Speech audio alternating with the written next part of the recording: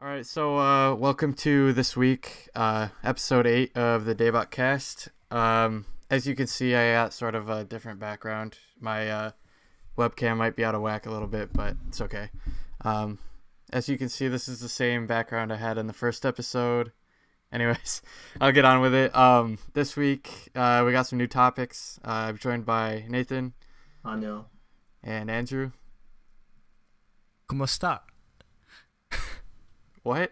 Yeah, I was gonna say what? No, Tagalog. Kumusta? Oh, is Kumusta it ka? like Como Yeah, esta? yeah, because we kind of butchered. Filipinos just kind of butchered Spanish, so como esta became kumusta. But I suck at speaking Tagalog, so. Okay. Yeah, so this week, next week actually, Andrew's going to be going to the Hyuna concert. Yeah, but I think actually it'll be this week by the time. Yeah, by the time this goes up, It'll I'll be have You would have already this went. week. I'll have been there and I'll have an. No, this goes up Monday. Oh, shoot. It'll be Oh, the Yeah, end of but this but week. Yeah, by the The end of full this week. episode, you'll be going. Yeah, that but day. by the time the full episode goes up, I will have seen Hyuna and I will have my Nintendo Switch. So that's a pretty good And day. I'll If you have ask been me. playing Zelda. I'm jealous of you. That's the Cake only on, thing. cake on. KCON, man. Yeah. What I'm doing for KCON. Anyways, so yeah, stay tuned for the vlog that's going to be going up then. Andrew's going to be recording some stuff. Hopefully. Yeah, and then I guess Hopefully that nothing week, goes wrong. yeah, hopefully nothing goes wrong. Yeah, hopefully and- they don't take my camera away or like who knows, I might get like kidnapped by Hyuna herself. You know, she might just want to take me on like a wild like world tour or something. So Yep, that's in exactly your what's dreams, gonna happen. Andrew. Then you got to get exclusives with Hyuna for our channel. living can with get Hyuna views. for a year. Oh boy, that'd be amazing. So yeah, and then I guess I'll be editing the video. So We'll see how that goes. yeah, Yeah, so hopefully don't yell at me if I suck at editing. Well, yeah. So That'll be next week's episode. yeah, that'll be next week's. So Or- yeah, so yeah, so I guess we can start out the podcast. I guess before that though, I'll remind everyone the same jazz, like, you know, subscribe, like, comment if you like everything. All our links are in the description. Yeah, like Twitter, SoundCloud, Stitcher, iTunes, all that. Yep. So yeah, so we'll go into Nate's topic as always. Topic 1. Yep. So we discussed this, mentioned it a little bit last week, but we didn't go into depth, and we said we should make it a topic, so I figured I'd do it. How we met, because we didn't know each other as of like a year ago. And Like maybe like 9 months ago we didn't know each yeah, other. and we don't live anywhere near each other really. Yeah, and we've Um, never met And each we've other. never in met in person. real life. So I figured we'd go into how we met, which starts with a YouTube channel group called Kind of Funny. So I figured we could each like go over just quickly like how we got into Kind of Funny too. For me, so it's a gaming channel. They branched off from IGN, which is like the biggest gaming news site. If you don't know, Yeah, this is gonna be a lot of games. yeah, this will be a little bit so- less K-pop and a little more gaming. But yeah, so I got into Kind of Funny because I actually listened to Three Red Lights, which was IGN's old Red or Xbox podcast, and Colin was on it a lot. Colin was on the Xbox podcast. Yeah, back when, because That's this was when interesting. he was on Guides.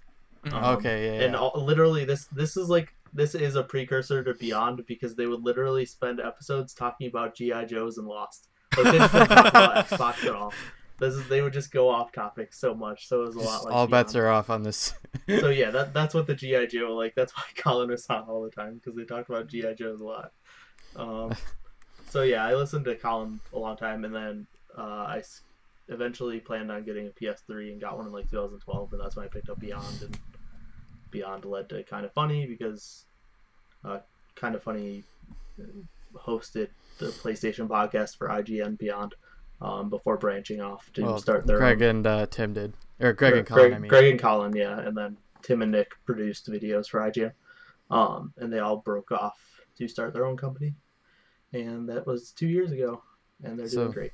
That's basically what Kind of Funny is as well. Yep. So yeah. So those four guys, they started a business, a channel, and we all were fans of it. So yeah, now I guess it's Andrew's turn to share his story. I actually didn't know, or I didn't follow any of them before while they were at IGN. I mean, the only extent that I had of exposure to the Kind of Funny guys would be I was at New York Comic Con. They had a panel for Grand Theft Auto 5, and Greg Miller was the moderator. Greg, yeah. I actually got, I don't know if you can see, but I got I have a signed like poster photo card thing from the voice actor that did, what's his name? Oh yeah, Franklin. Yep. Oh, that's cool. He looks just like him, right? Isn't it like? Yeah, no, he looks just like him. So it's like the same guy. It's pretty surreal. Yeah, they all look really similar to them. Yeah. See, the only thing I remember, they just use themselves like in the game. So yeah. The only thing I remember about Greg, who was just like, he was saying that, there's a meetup afterwards at Buffalo Wild Wings. Nothing is free. So I was just like, no, I'm not going. Because nothing is free. Because I didn't know who they were. So yeah. I kind of, in that whatchamacallit, that video we did for them, I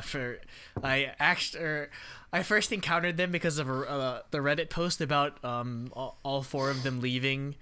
Hit the front page or like the top of our gaming or our games on Reddit. Yeah. So they were just like, whoa, they left, and then I was just like, they're doing like a 24-hour live stream, or they're doing like a live stream of Smash or whatever. And then I started to I started to listen to the podcast. But yeah, I really didn't start. The only reason, again, I kind of went through this in a video we made we sent to them, but the only reason I really started like picking them up was because I was going through a breakup at the time and I needed to distract the hell out of myself. So because I worked, I was stuck in a position where I was working an internship at the same place as my then ex-girlfriend for like 6 months. So yeah, so I'm just like, so I don't rip my hair out, let me just listen to a gaming podcast or like a nonsense podcast as the Game Over Greggy show is. So yeah, that's eventually how it led to there. All right, so I guess for me, it's kind of simple, really. Like, so I used to just watch IGN videos, like when they'd come up in my sub feed and whatnot, and how like Greg was on literally everything. Yeah, pretty much. He was the face of the company. Yeah, so I knew him, and then I found out that he had like.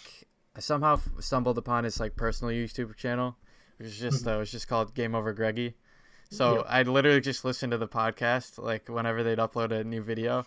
So like, yeah, like I started out just listening to the Game Over Greggy show, and I liked it a lot. Watched some conversations with Colin and stuff like that. I just treated it as like his side gig. And then I see one day that they changed the name of the channel to Kind of Funny. So I was like, what is this? And then it comes out that all four of them just left IGN.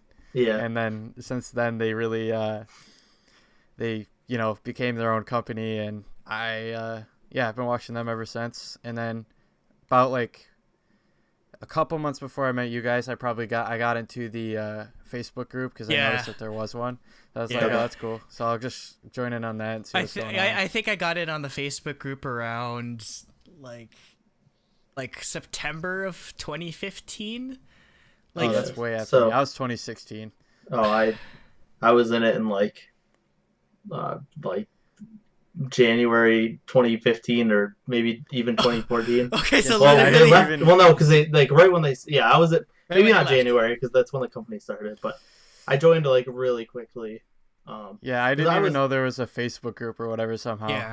Yeah. So when I found it, I was like, I don't even know if I'm gonna stay in this or not because it might get annoying. But I ended up staying because I like it was more like a forum kind of. Yeah. So yeah, they there's a fan run Facebook group that got started pretty much right when they left and rebranded. It's kind of funny. So we all joined that. And Andrew posted right after it came on. Wait, no, there's actually there's a bit of layering to this. So periodically, I think I'd post something about K-pop, and before I like talk to either one of you guys. Actually, both of you guys would comment. Yeah, because I remember. Yeah, it'd be like me and Nate like talking to each other. In the well, that's because like actually a couple months or maybe a month or so before you posted about KCON, Jacob or either me or you talked about studying abroad, and I talked about I studied abroad in Korea. Yeah, so we talked for a little bit. We talked a little bit because you were saying you were interested in doing it. Yeah, and then no, I think Jacob, you made a post saying like, "Oh, does anyone else in this group listen to K-pop?" And then my friend Caesar, shout out to Caesar, by the way, for linking me that. Oh yeah, he's like Andrew Lee. He linked me to that, and then we just started talking about when I put up. I think I put up that I was going to the EXO concert, and then I think you you commented on that. And yeah, because I think didn't both of you comment on that too? No, both of you commented on that. I remember because you said. I remember Jacob, you mentioned, "Oh, I've never been to a K-pop concert,ut," and then Nate, you mentioned all your travels. In Korea, like you mentioned last week. So yeah, we definitely knew of each other or were interacting with each other before that. But yeah, so I guess the fateful day when we moment. Yeah, got the. So last year at KCON, I was lucky enough to get the standing room only tickets, which cost a fortune, by the way. God. But so yeah, I was able because I wanted to see Mamamoo mainly, but also my friend Pat there was for BTS, so that's why we preferred to get the standing tickets. So what happens is, I'm just taking photos or whatever, and I get this amazing photo of Hwasa Mamamoo just right up in front of me, because I was so close to the stage that pretty much I was just looking up at them, just they're crazy, dude. These amazing, all these beautiful human beings are just looking down on my plebeian ass because I am so unworthy of them. But they're up on the Acropolis, just yeah. So yeah, it was pretty fun. I kind of documented I was posting some stuff about I'm here at KCON and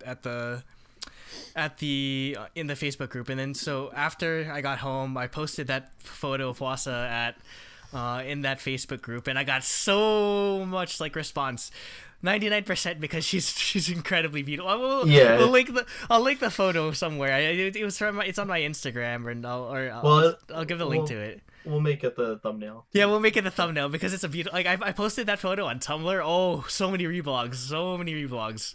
That's my claim to fame, because it's just the clearest photo of Hwasa. So yeah, a bunch of people responded. Obviously you guys did, DJ and our other friends. Oh, shout outs to DJ real quick. He got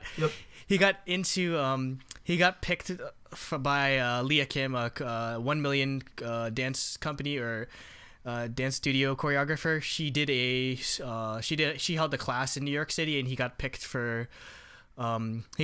to dance in the video. He's part of the video, yeah. Shout out to DJ. Although it got taken down. Yeah, because they nuked the video. So copyright. Yeah, it got copyright, which is stupid because choreography is technically falls under transformative. Allowed, yeah, it falls under that fair use sort of thing, because you're literally adding something new, or you're doing something in addition to. You're not just rehashing the. Yeah, you're not just playing the song. I wonder what record company Sia is under. It was probably Sony. Sony. My first guess would have been Interscope or something. It's Sia, so they're pretty anyway. Yeah. So yeah, we started going back and forth talking about a bunch of stuff relating to K-pop, and then I don't know who actually created the Facebook chat. Okay, so you got a bunch of replies. Most of them were people that didn't follow K-pop that were just wow, she's really attractive. Yeah. I don't blame them. There was us three, and then DJ and a couple other people said they liked K-pop but weren't into it like we were. But yeah, so I didn't have literally anyone to talk to about K-pop other than my friends that I knew in Korea, but I didn't really talk to them that much.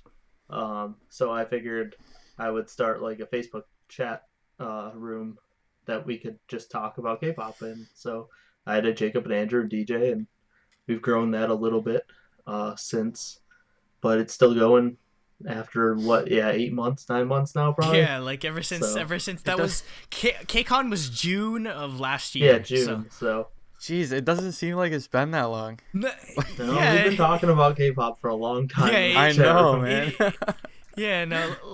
It seems like we've known each other forever at this point, just because we talk to each other literally all day, every day. every day at this point. Because there's so much news all the time. Yeah, the industry at this point is in such a constant state of flux that there's almost you never really find a time where there's nothing to talk about.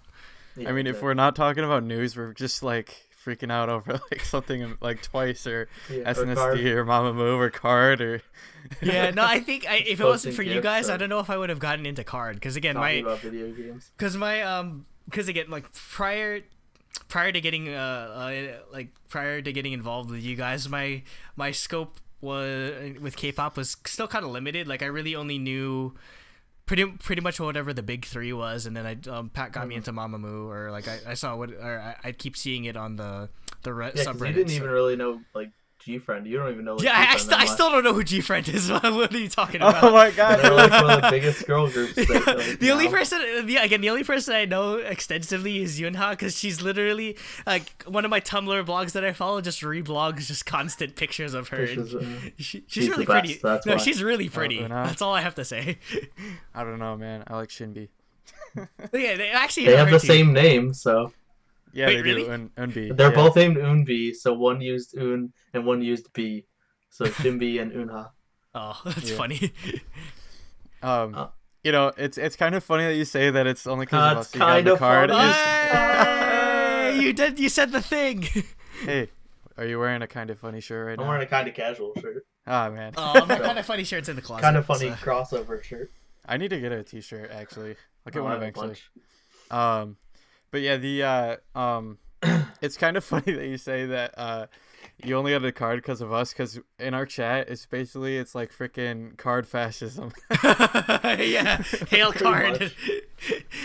We're just if you're not in the card, you gotta leave. Yeah, you can't be it's Mean Girls policy. You can't sit with us unless you like Card. Yeah, pretty much. Hey, I just spent $75 on a CD with one song on it. So no. After I buy my Switch, I'm gonna YOLO and buy one too. But after the Switch, I just got if my. There are still any left. There were only 2 left after I bought that one. So. Oh shit, man. Okay. Okay, we'll buy the last 2 copies. Nate, you could use this opportunity to mention your special announcement. That that. Yeah. Okay, so yeah, I purchased a promotional copy signed of Onana, the Card's debut, which literally is just that song on a CD. It has a small photo book in it, but wait, was it signed or no?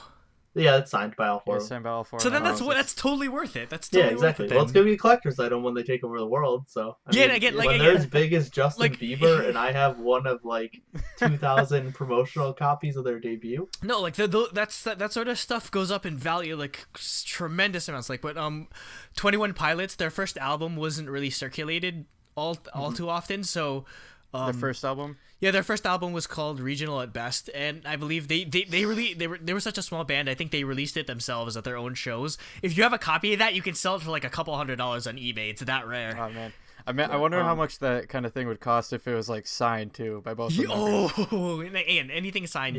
Yeah. So it, if you don't know, it's a debut or it's digital only. But companies usually print out promotional copies of digital only songs to give to broadcasting companies, so KBS and NBC and Mnet and stuff, so that they can play the music or have copies of the music and just as a gift of goodwill.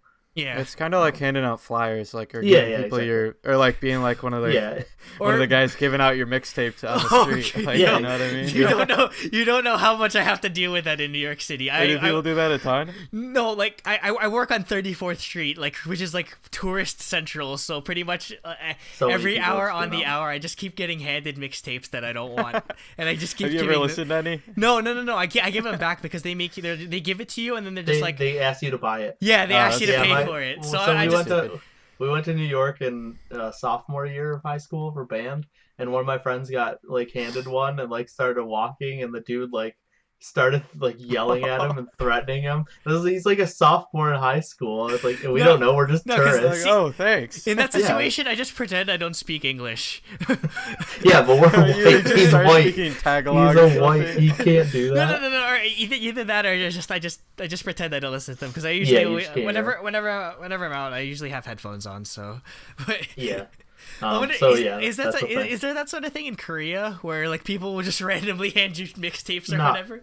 Not really. Oh, it's I never I experienced that kind of thing in France, but it's like these like shady guys will hand you like souvenirs, but if you touch them, you have to buy them. Like we were warned about this before we even went there, because it's like there's don't these touch it. guys that'll be like 2 for $5, and then they'll hand you all these like stuff, and I'm like, dude, no.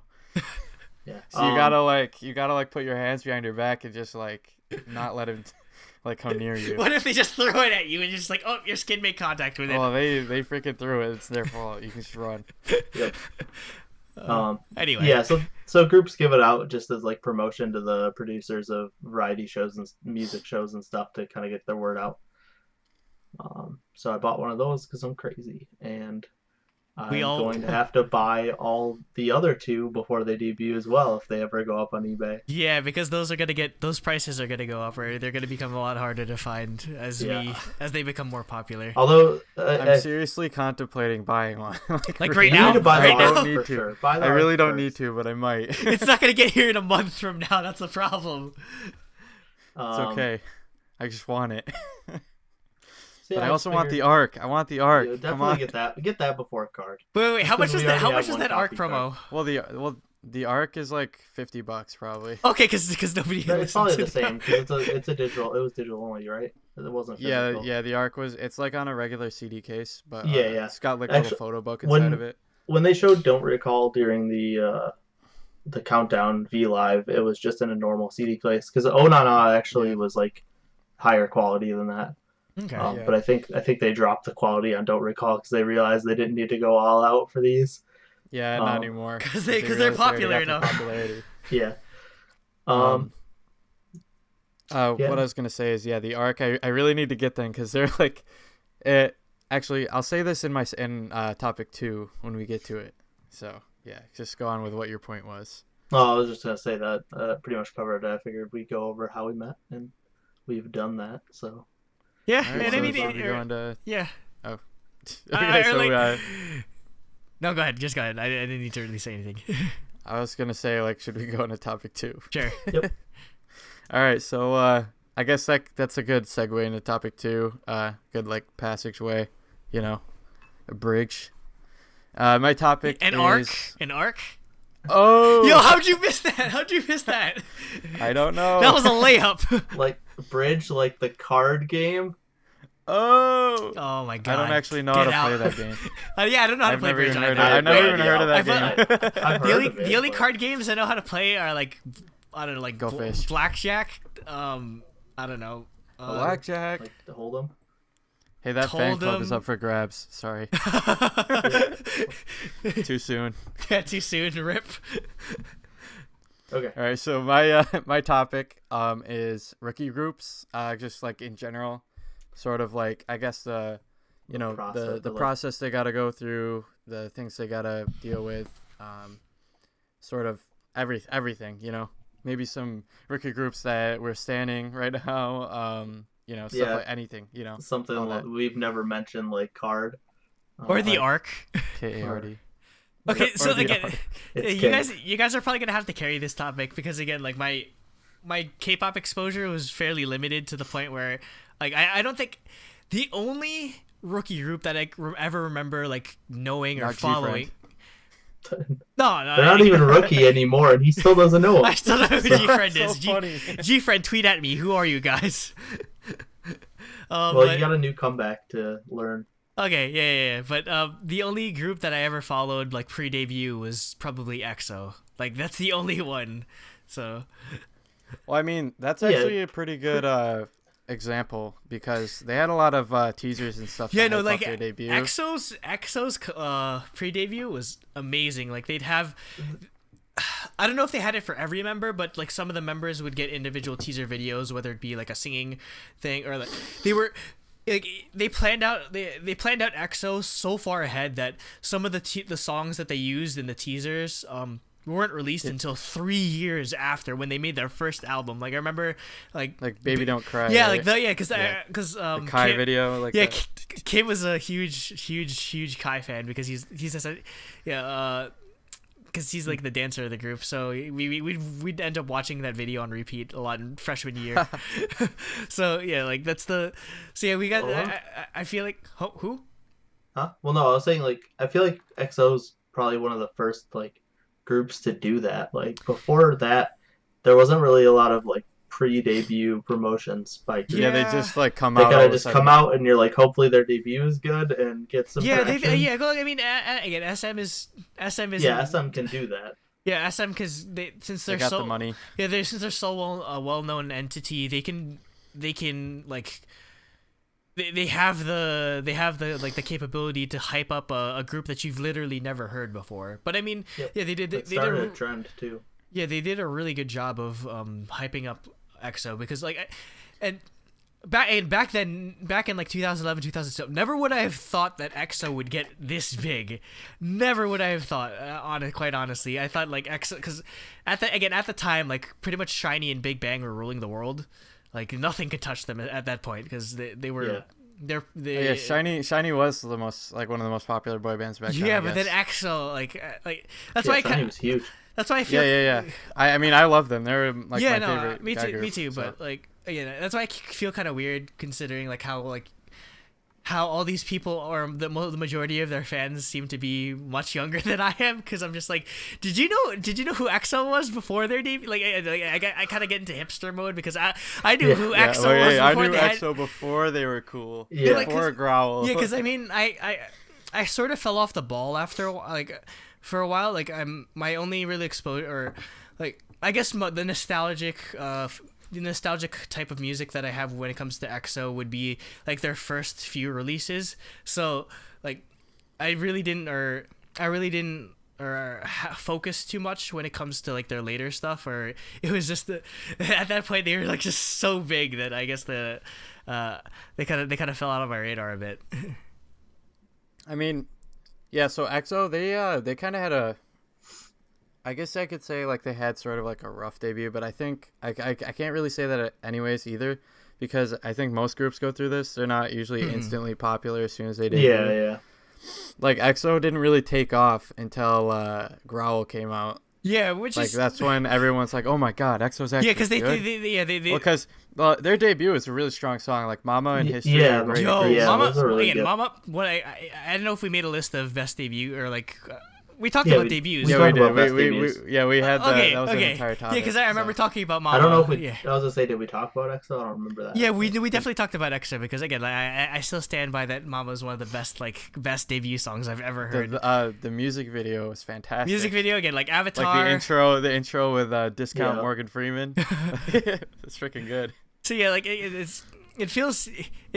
guess that's my only experience of like standing a group before they or pre-debut, or like what my experience is like following a rookie group.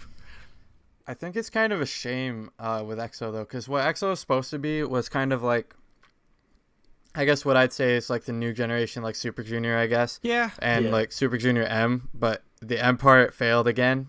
Because SM is like, just really bad when it comes to Chinese.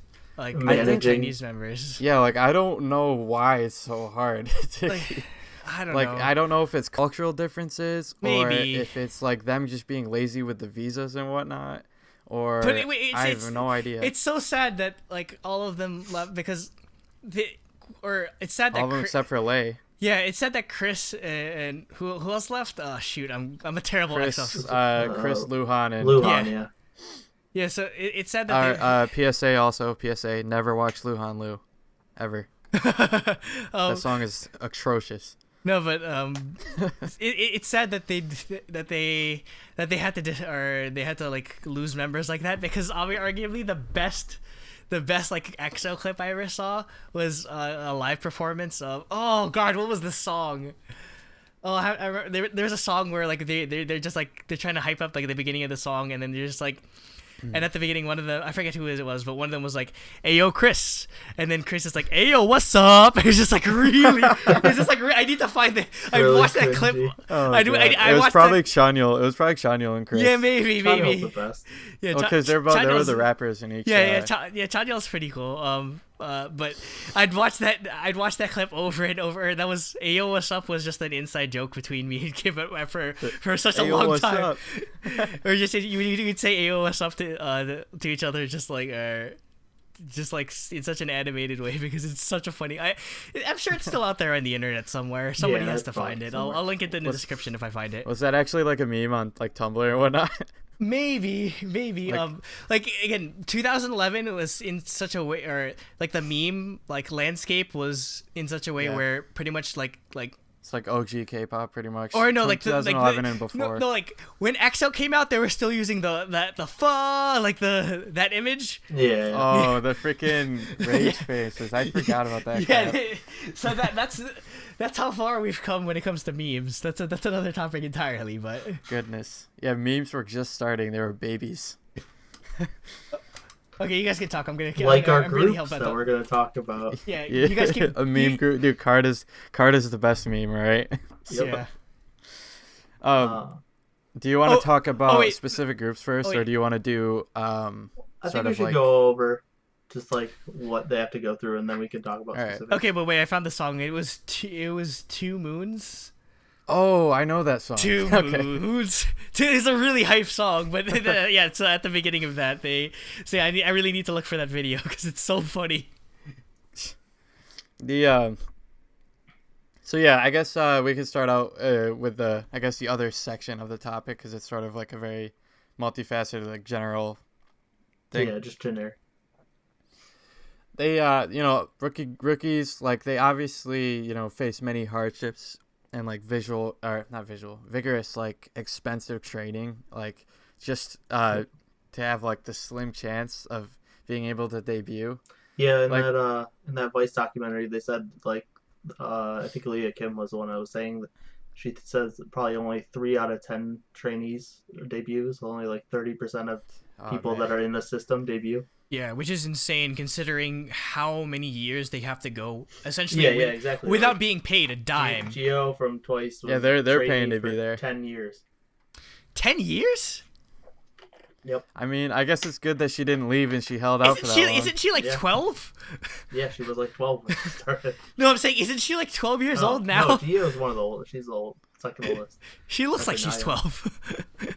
Yeah, how old is she? Like 20, probably. Yeah. Like 20 or 21. Yeah, but Yeah, okay. yeah, I can understand that, but yeah, you have to go through so many years of rigorous training where literally nobody knows you, or like the only way you appear is in just like the background of other people's music videos. Yeah, other Videos, music videos. yeah. Yeah, I mean, even then, that's like usually only if you're expected to debut. Yeah, only if Sometimes you're so. like and about usually about to and debut. usually only if you're pretty, which ultimately Yeah. ties into whether or not you debut. Yeah. As bluntly I stated that, but that's kind of how it is. But we were talking about like how insane trainee fees were, where I think, I don't know where the exact numbers are, but essentially even the most successful groups, within their first couple of years, they make almost little to no money because they're paying so much of that towards like paying for the trainee fees. And again, considering just you might be a trainee for upwards of like 5-6 years. If you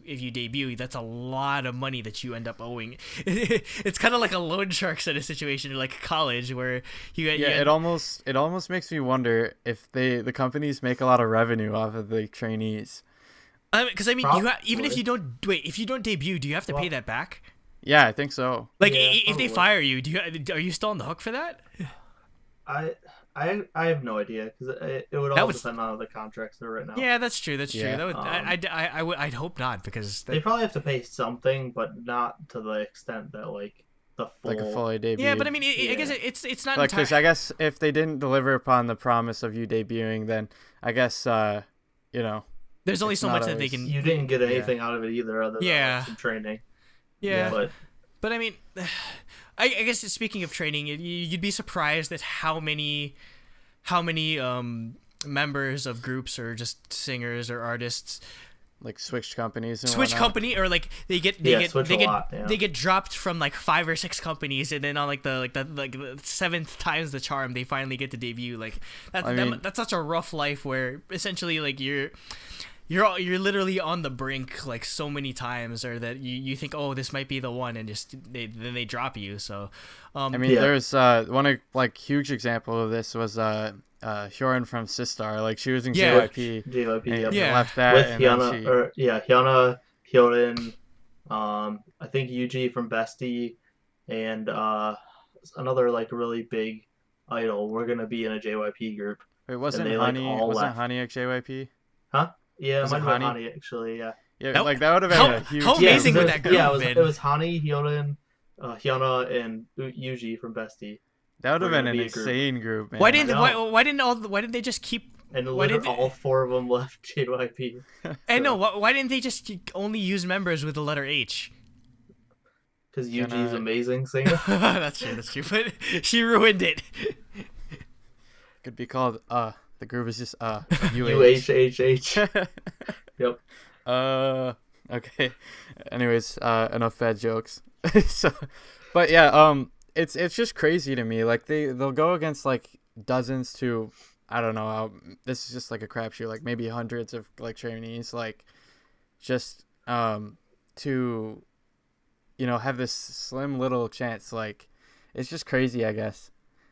What people can do in pursuit of their dreams, Well, I mean, I guess it's not unlike other professions or like other sort of things where it's like going to school. Yeah, or how a lot of I want to be like, some kids want to become like professional tennis stars, and at the age of 10 they're going to like a famous tennis academy in Florida, exactly. And like paying hundreds of thousands of dollars every month just to learn, just for a shot to like make it to the big time. And I guess it is you could draw a lot of parallels in a way where to sports or other just like professions where you're in the limelight, where you really do have to pay your dues both figuratively and literally just to even have a shot at making it.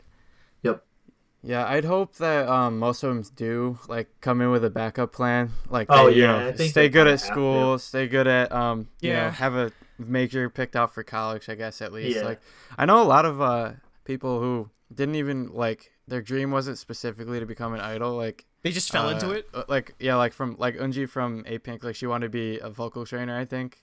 Yeah, she wanted to be like said she ended up, I guess, being recruited somehow. Maybe she auditioned, like just like maybe I'll just try it out. And that's pretty cool. See if I get in. Well, I forget if I mentioned this before, but Romance, they were all vocal trainers. Oh, really? Well, because Hyungyu is like in literally everything. I see him featured on so many tracks. Well, so that's, it wouldn't be surprising that they decide to make a group out of them since they're so good at singing. Yeah. I hope they do more like, speaking of Romance, they're a rookie group, so it works. I hope they come back with you guys mean Papa Poo? Papa Poo. That would have been crazy if that was what they were called. Papa Poo. Just everything alliterative. Yeah. That's Rainbow Bridges. That's Rainbow Bridges like thing where all of their group names just rhyme. And then their fan club is Poo Poo, and their light stick is like Poo Poop Emoji. Yeah, Poo light stick. That'd be amazing. It's perfect. Why are we handing out these ideas? I know, but I feel like that opened up too easy for antis. They just feel like they call them like the shit. Yeah, like. But why are we giving them these ideas for free? They should be paying us for this kind of stuff. It's true. Well, this will be our Rainbow male Bridge Mamamoo cover band. Our really poor Mamamoo cover band, because I can't. There's no way in hell I hit Solar's high notes. Anyway, but Romance is a rookie group, so. Again, I feel like with a lot of rookie groups, since K-pop is in such a like proliferated state as it is nowadays with like international acclaim, it's pretty much at this point, when it comes to rookie groups, you have to be able to find a way to separate yourself from literally everything, because saturation, that's a problem. Yeah, because again, you could name like 100 groups that sound the same, look the same, have the same sort of concept. So Yep, we're gonna name some in part 4. Yeah, we're doing a release topic this episode. So yeah, it's like you'll find like any song that we say is bad, it's usually because it's generic. Yeah, because there's nothing interesting. Like about the singing itself might not be bad, or like they might not be like the production might not be bad. It doesn't stand out. Yeah, if you fail to separate yourself from what's come before, then you really you're not gonna find your own like any really sort of thing that involves like a marketing or of a product or like your music or whatever. You really need to find a niche, or you need to find that signature sort of thing. I guess like how like with we're talking about romance, that they have that whole like retro like really good like vocal sort of thing, or like carrying the torch of Mamamoo, like they're doing a similar thing, just with in different genres, I guess. Yeah, definitely. And especially it works well for them, considering quite frankly a lot of K-pop, you don't really need to be that good of a singer. You just kind of need to be pretty, but gotta have a good style. But and even then you need to be really lucky, because like one thing is, so I want to talk about Lovelyz a little bit. They have like their type of music isn't super like out there. Like there's not a ton of groups doing that type of music. It's a lot. So it's kind of similar to like IU Good Day type music. Yeah. Which like you don't really hear girl groups do that often. Yeah. Again, you usually hear like solos. Yeah. So they're kind of doing that type of music, but I want to say like last year Destiny is probably their best song, and they came out with it right when Cheer Up came out. And they just got buried because Cheer Up was huge. And now they're coming back right when Knock Knock comes out, and Taeyeon comes out, and G-Friend comes out. Willem has to pay it more attention. Like, I think there's definitely an element of luck to it. I think just with K-pop in general, a lot of it comes down to timing. Because if you're releasing if you're not that well known and you're releasing your music next to something from the big 3, you're not gonna, no one's gonna listen to you, quite frankly, because unless you're like, again, like you said, like Mamamoo or G-Friend, like pretty much unless you've broken through that sort of mainstream. Card when they become popular. I mean Card has an international fan base that carries it, but I mean unless if you're putting yourself up against a juggernaut, you're gonna have I guess to make a Western example, J. Cole released his album Born Sinner the same day that Kanye released his album Yeezus, the one I showed you last week. So, I mean, he actually did a pretty clever job of he made a song, or he made a verse about addressing like, oh, I'm releasing this on the same day as Kanye or whatever. Like, it's fine, but this might catch me. Actually, no. This won't catch me flack anymore because with hindsight. But it ended up being that his album was better than ended up being better than Kanye's, and J. Cole like blew up over the past like 2 or 3 years. So I mean, it's not. It's not. I didn't hear about him until everybody liked him. I guess I mean he wasn't. So I'm not huge in the hip hop either. Yeah, like his stuff wasn't. And he really didn't hit too much of the mainstream until 2014 Forest Hills Drive. Amazing album, by the way, but yeah, it's again all of it really comes down to is just timing yourself, or finding that, again, much like a video game or like a movie release, where you just need to be able to garner that sort of like not just popularity, but you have to there needs to be like an opening where exactly, where people actually have time, like space to focus on you, and they're not being like, you don't want to release your movie on the same day as episode Star 8, Wars. like Star Wars episode 8. Yeah, because that happened to Tarantino, and he was pissed. Yeah, exactly. Like that's just not something you want to do, and that's what's happening next month or next week when Taeyeon comes back, Twice just came back, G-Friend is coming back, BTS is doing a comeback. BTS will be done. They're only doing this 1 week, but. So, imagine if they did a full like promotion though. Yeah, all those small groups, and then like Lovelyz is coming back, and they're gonna get buried. Goo Goo Dolls coming back, and I think they'll do a little bit better than Lovelyz just because of IOI. Yeah, like IOI fan base. But they're not gonna be able to compete with Twice and Taeyeon and G-Friend. Yeah, because again, like I guess this ultimately comes down to the market is very saturated at this point. So unless you're bringing something new to the table, you're not gonna get.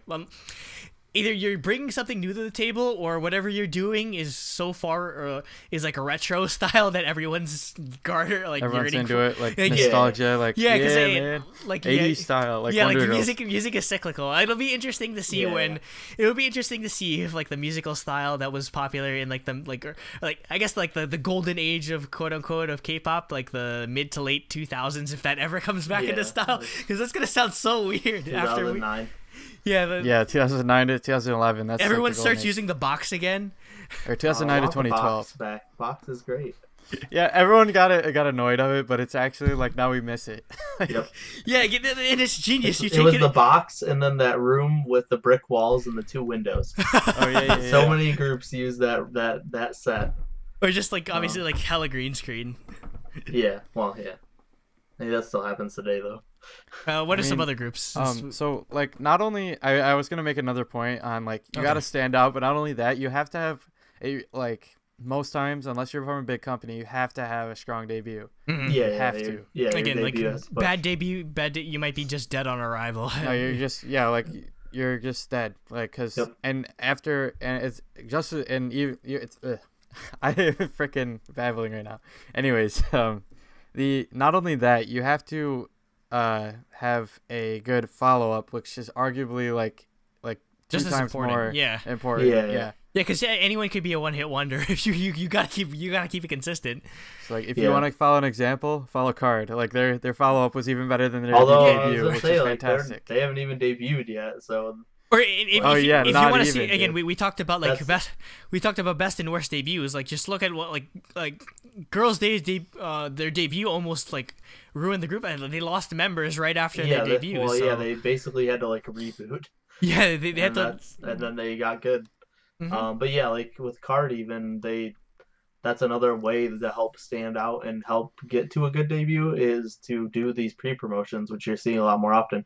Card's doing it. Pristine's been promoting for almost a year now. Luna, even though they haven't debuted.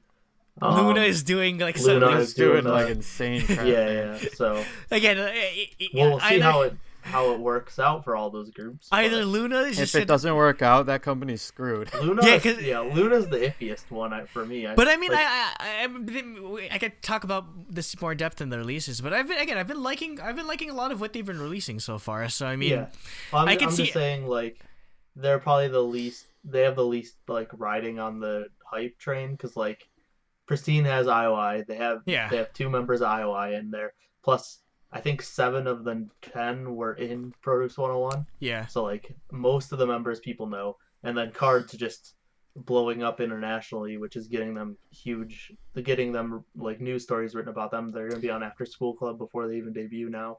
Wow. We have to what us international fans have to do. We gotta force our way into the door in Korea like BTS pretty fans much. did. Yeah, pretty much. Exactly. Yeah, because you have to put them on notice, because they're not gonna. What we're gonna do is we're gonna win like Rookie of the Year or something at Mama, and then the Card Koreans are gonna be like, who is Card? And then they're gonna love them. There's just gonna be equal distribution of salt and equal distribution of just like, oh my god, who is this? Love. This is amazing. Yeah. And then love from us. Yeah, hate then love. But yeah, in regards to Luna, if it's either going to be like the hypest thing, or just like they're just going to fizzle out. And I hope that there's a lot of hype with them, because having what a year. It seems to me it's like running. It's like having a one-man army running straight into like a freaking like a war. Yeah. So it'll be interesting, like a one-man army with a nuke. Yeah, like, because they're putting so much money into like this debut, and I don't know who was there. I'm really excited to see what they're doing though. Who was their entertainment company again? I don't think it's one I've ever even heard of. Yeah, I don't know if I've. It's like their first. Yeah, is it an acting agency or anything? Because I know some of them go on to music sometimes. I'm not sure. That's what happened with the Ark. Oh, okay. Kind of what happened. It's called. They're under Blockberry Creative, but. It says comma. CJ. Oh wait, no, it's a subsidiary of Polaris Entertainment. What? Which is a subsidiary of CJ. I'm pretty sure. Yeah. So, CJ. So it's CJ. It's so just CJ. Only CJ. Pretty much only CJ is able to throw this much money into a group that's never debuted. Just through they like own 2 Korea. shell corporations. Well, Polaris is actually known. I think again we need to make a topic on CJ. I just need to do a lot of research on how many corporations are under like direct control of CJ. Do they like literally do everything? Do they make stuff too? CJ is Lowen's more, but CJ does a lot. Don't they do like electric stuff, or was it like I think they own electronics companies. Oh, yeah, there's electronics or whatever. We can do some research if we do. They own everything. Like they CJ's... have a game division. Apparently, oh no, it's former. Okay. No, it says former. See, because CJ is essentially like the Illuminati of freaking Korea. They run everything. Yep. Anyway, what are some other groups? Well, I guess I could mention one because like I made a point in my notes. Like oftentimes, fans can sort of get burned by the companies that debut rookie brutes. And they can either go bankrupt or they can decide to disband the group and kick out members. Or a member could decide to, or a member could decide to blackmail a famous actor and ruin the entire Glam.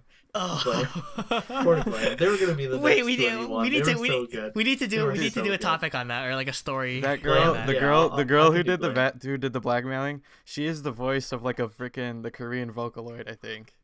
What? They made a Korean Vocaloid? Yeah, they did. It's named like CU or something like that. I played around with it like for like a day. Oh no, I'm sure after this controversy, I'm sure they're gonna make her say some really messed up shit. No, this controversy happened like 4 years ago. Glam has not been around for a while. Okay, I'm gonna need to go download that. I want to mess around with the Vocaloid app. I never had a chance to. But yeah, my specific experience was so back in 2015, there's like a music video that came out, and like all the K-pop reactors were like doing reactions to it because apparently the music video is like super sad, which it is.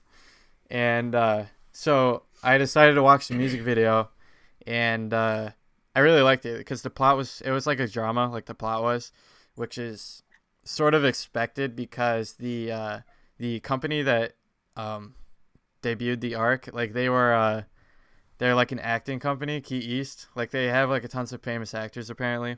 Yeah. Well, yeah. Sohei was she was from Key East. I don't think she was from Key East, but she was in the music video. Because if she was from an acting agency, she might have been from there, but I don't know. So what made them decide to want to debut a music group? Well, I think it's just because they noticed probably that there's tons of money in K-pop. That's true. So they probably wanted to go out there. Redline, okay. So they put out this music video, and it was kind of weird because, like I said, it was like a drama instead of like a dance video or anything like that, like normal. But it was at least like starring one of the like the visual of the group. She was the main like heroine or whatever, or her mom technically was her mom. You know what I mean? Okay. Yeah. And so yeah. Anyways, the music video is super sad. The main protagonist, which is like a member of the group, she dies, and then you're like, what the heck? Okay, I need to go back and watch this. She dies in a bus crash, and you're like, come on, right in the feels. Because it's like that kind of song where it's like we'll be like friends forever. Like I'll always be there for you. Like, that kind of stuff. And then they die. Like a memorial song. Yeah. Okay. It pretty much is. Like I mean, they were a lot of people were saying because this is back around like when BTS came out with Boy in Love. So they were saying because they were like sort of like medium, I guess, medium popularity at that point. Yeah. This was before Dope and all that stuff came out. And a lot of people in the comments were like, "Oh, they're a lot like BTS, like just like with a girl group, because they do like pre-debut promotion, they do like dance covers of guy groups, like they dance to like EXO and BTS and stuff like that, so like super hard, guy group choreographies. So yeah, they were looking really strong. They were really strong dancers. They had really good singers. They had Yoona Kim, who is a pretty decent idol rapper. She was on Unpretty Rapstar 3 this past year. This was after the aftermath and whatnot. And they also had Jung Minju. She's a great singer. She's on K-Pop Star. I talk about her just about every week now. She's your card. Yeah, she is my card at this point. The last remaining portion of it, I guess, at the moment. until Idolmaster comes out. Arc ain't really dead. Yeah, Arc ain't really dead. Ard. Ard. They're just gonna be a knockoff group. Yeah, actually, speaking of Hyungyu before from Romance, he features in Jungminju and Yuna Kim's like pre-debut song. Oh really?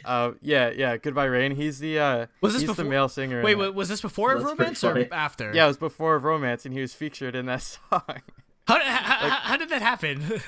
I don't know, but I've seen him a few other times in other music videos, just featured on the song, but it just says featuring Hyungyu. So everyone's like, "Who's Hyungyu?" Like you won't find anything other than until you search Romance, I guess, because they started putting in the titles. Speaking of Romance, getting back to the what they have to do like pre-debut, and it's always interesting to see a lot of pre-debut groups, at least from what I've seen, they just straight up do like busking or like performing in the middle of the street in Korea, which is insane. Yeah. Like imagine like if like a huge like artist was just like here in like America or whatever, like they're just about to get famous or whatever, just like playing in the middle of the street. Like that's how it is in Korea, where you literally that's part of their practice. They have to do just like random performances in the middle of the street. There's a really good video of them doing their debut song, Romance's debut song, She, just in the middle of in the middle of some street. Like it was just recorded by a fan, and they were doing like all like the cool like handing the mic to each other and everything. So they're pretty good live, but I don't know. It's probably in like Itaewon or something. Like, are there any other famous instances of that? Isn't that where like most of like foreigners and stuff are? Itaewon is the foreign district. Like parties and stuff like that are always there. Oh, I mean there's just lots of people. There's just lots of people, right? Well, there's lots of people everywhere in Seoul. There's like 50 million people in that city. Yeah, that's true. But I mean, I do it anywhere, any random street in Busan. I think that's just where they usually do it. I don't know. I think I read that somewhere. Are there any like really like famous instances of like pre-debut groups or just any group just like busking in the middle of the street? Oh yeah, actually that's how the Arc did it too. They do like again those boy group covers and then their debut song. That is a thing that happens a lot actually. So I'd say most groups have probably done it. You can give out like promo CDs and stuff like that. That's the Korean equivalent of handing out a mixtape because it's gonna be fire. Yeah. But I think they do. I think they give it out for free though. I'm not sure. Ooh. So yeah. Well, Jacob, you never actually finished what happened to the Arc. Yeah. So the Arc, they were looking really good. They had a really strong debut because it got like 3 million views on the music video. Really? Yeah. So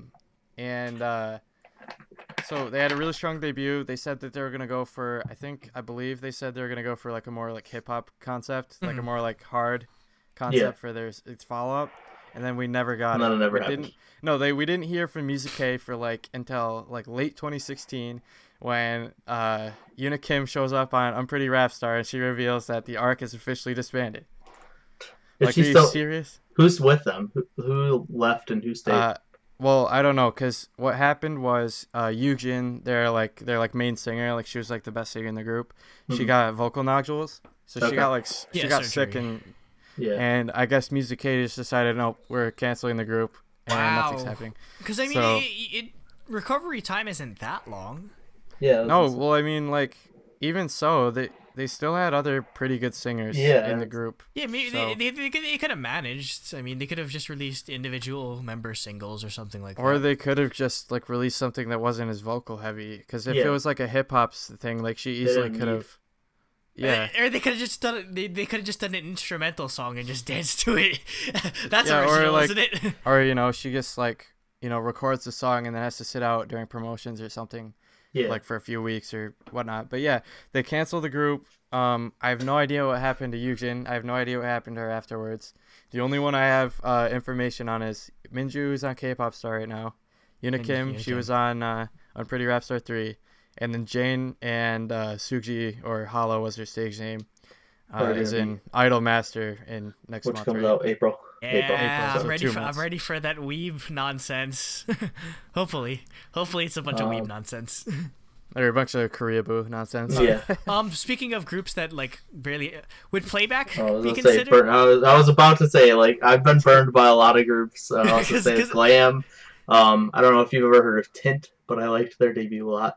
They actually had Tint. Okay, I thought you said like TIT, like that was No, Tint. yeah. Tint. Hey, Tit is a bird. I don't know what you're They talking had a about. debut. They had a pretty good debut. It's like really cutesy. It was like almost J-poppy, but Okay. it was good. Then they had a second song, and I haven't heard from them since. That was in 2013. That debut. And Jesus then Christ, they're dead. Yeah, They're dead. Their second song was in 2014, and then there's been no word since. There's still no one's ever said they disbanded, but they're dead. When did you say the Oh last my God. playback But then- release was? But then Playback is the main one, so they're still around. They're Apparently. still quote posting on unquote. Instagram. Hey, because remember, like we were talking about, Come on, Coradel. that one They Give member, us something. that one member still got she got yeah, she put as a member of Playback. Remember? yeah, so in the Playback. in the 1 million choreography video. Yeah, I'll link it. Playback debuted in 2014, or no, 2015. Sorry. Oh, I was gonna 20 say it's been that it long. was like Jesus. it was like September 2015. They debuted with Playback, which is that was the name of the song too. Really catchy It's song. really really catchy, really good. 4-member group. I can't remember their company before. Then they came back maybe like October. It was like 2 or 3 months later. Featuring Eric Nam, another really catchy, really good song. I mean, if they got Eric Nam on the track, it's promising. Yeah. But, like, So Unless it's just- Eric Nam just like takes over the track, because that happens a lot too. well, he kind of did. He sings like half the song.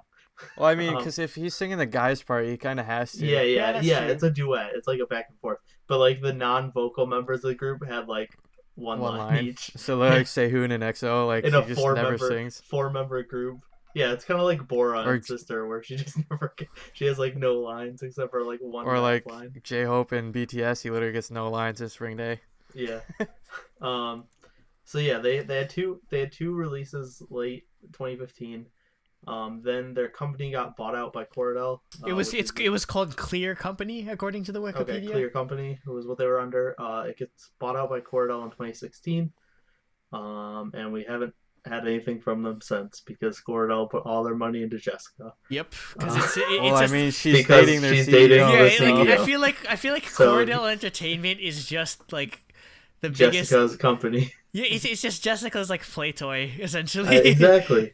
So I- they're screwed. But It'd be great is if she like was involved in their production and stuff. yeah, exactly. That'd be really good like to what like promote Hyuna them. did with CLC.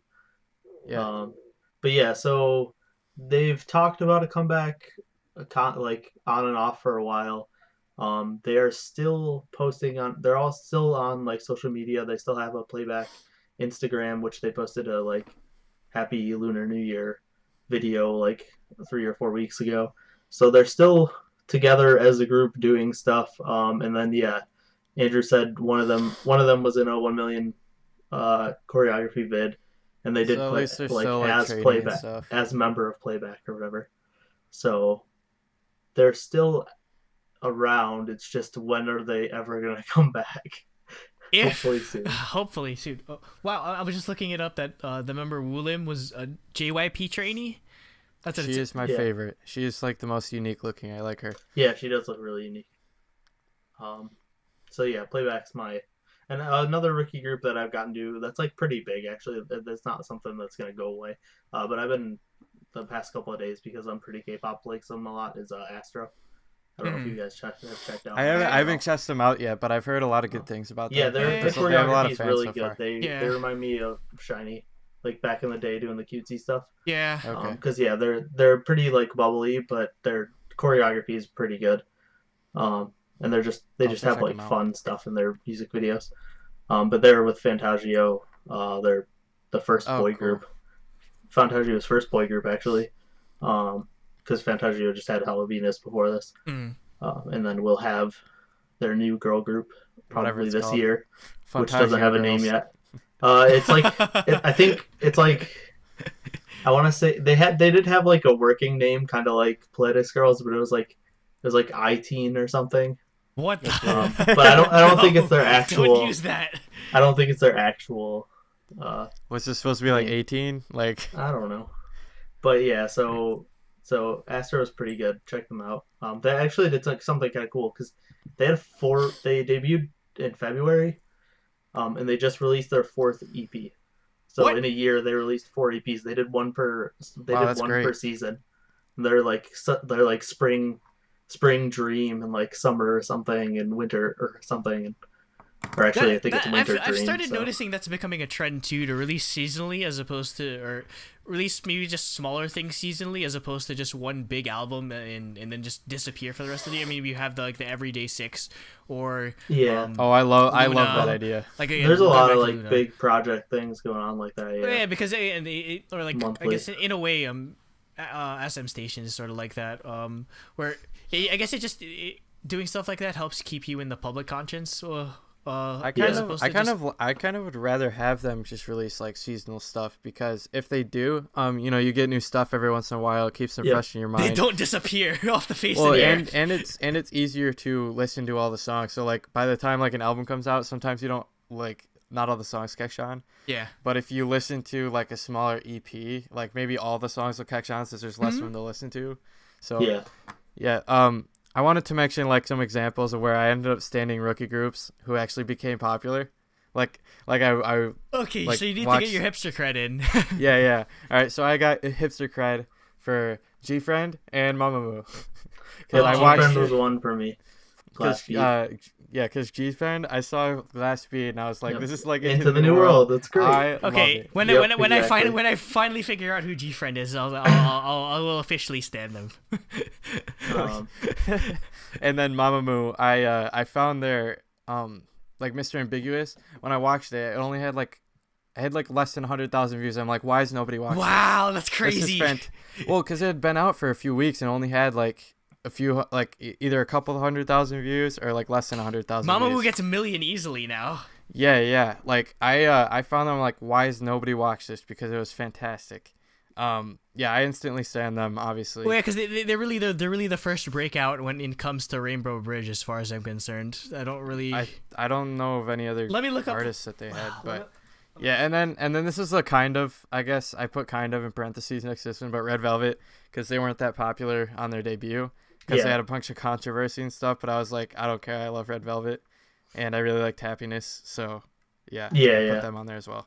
Oh, wait, Rainbow Bridge was founded in 2015. So they literally started with Mamamoo. Yeah. So if I have to get some hipster credit in, then I'm going way back for A-Pink, because that was the first new group I followed. Oh, you got in ground floor? And I stand to them right away. That was literally like right when I was into K-pop, like not long after, because I think it was 2012. Yeah, they were under Cube back then. Or 2011. Yeah, they were A-Cube. What? Now they're not even under Cube at all. A-Cube was a branch of Cube. They had A-Pink, and I want to say B2B was under A-Cube. But yeah, because Beast was under Cube, and then I think B2B was under A-Cube. But yeah, so A-Pink, and then obviously IOI. And every group that's going to branch off of IOI, even if they haven't come out yet, I'm standing them. Yeah, you're going to stand every... I stand Fantagio's group that doesn't exist. Pretty much anyone... Sony gets put in... Anyone that group.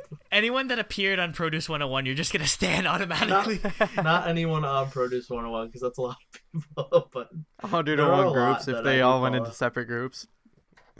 There are a lot of members that I follow from Produce 101. So I guess that's all I had in my bullet list. So yeah, I think we exhausted that topic. I hope it was interesting. Now Andrew's got a pretty current one that we can talk about. Okay, so this is another kind of controversial topic. I promise we're not gonna turn this into Andrew's topic is becoming the controversy of the topic. I'm either doing like culture or like straight up controversy. I hope I'm trying not to make this the TMZ, but I wanted to talk about Alex and VP Rania, because this has been an ongoing saga that's just gotten so ridiculous this past shout out to Unpretty K-Pop Podcast for coming up with the joke barely present Rania.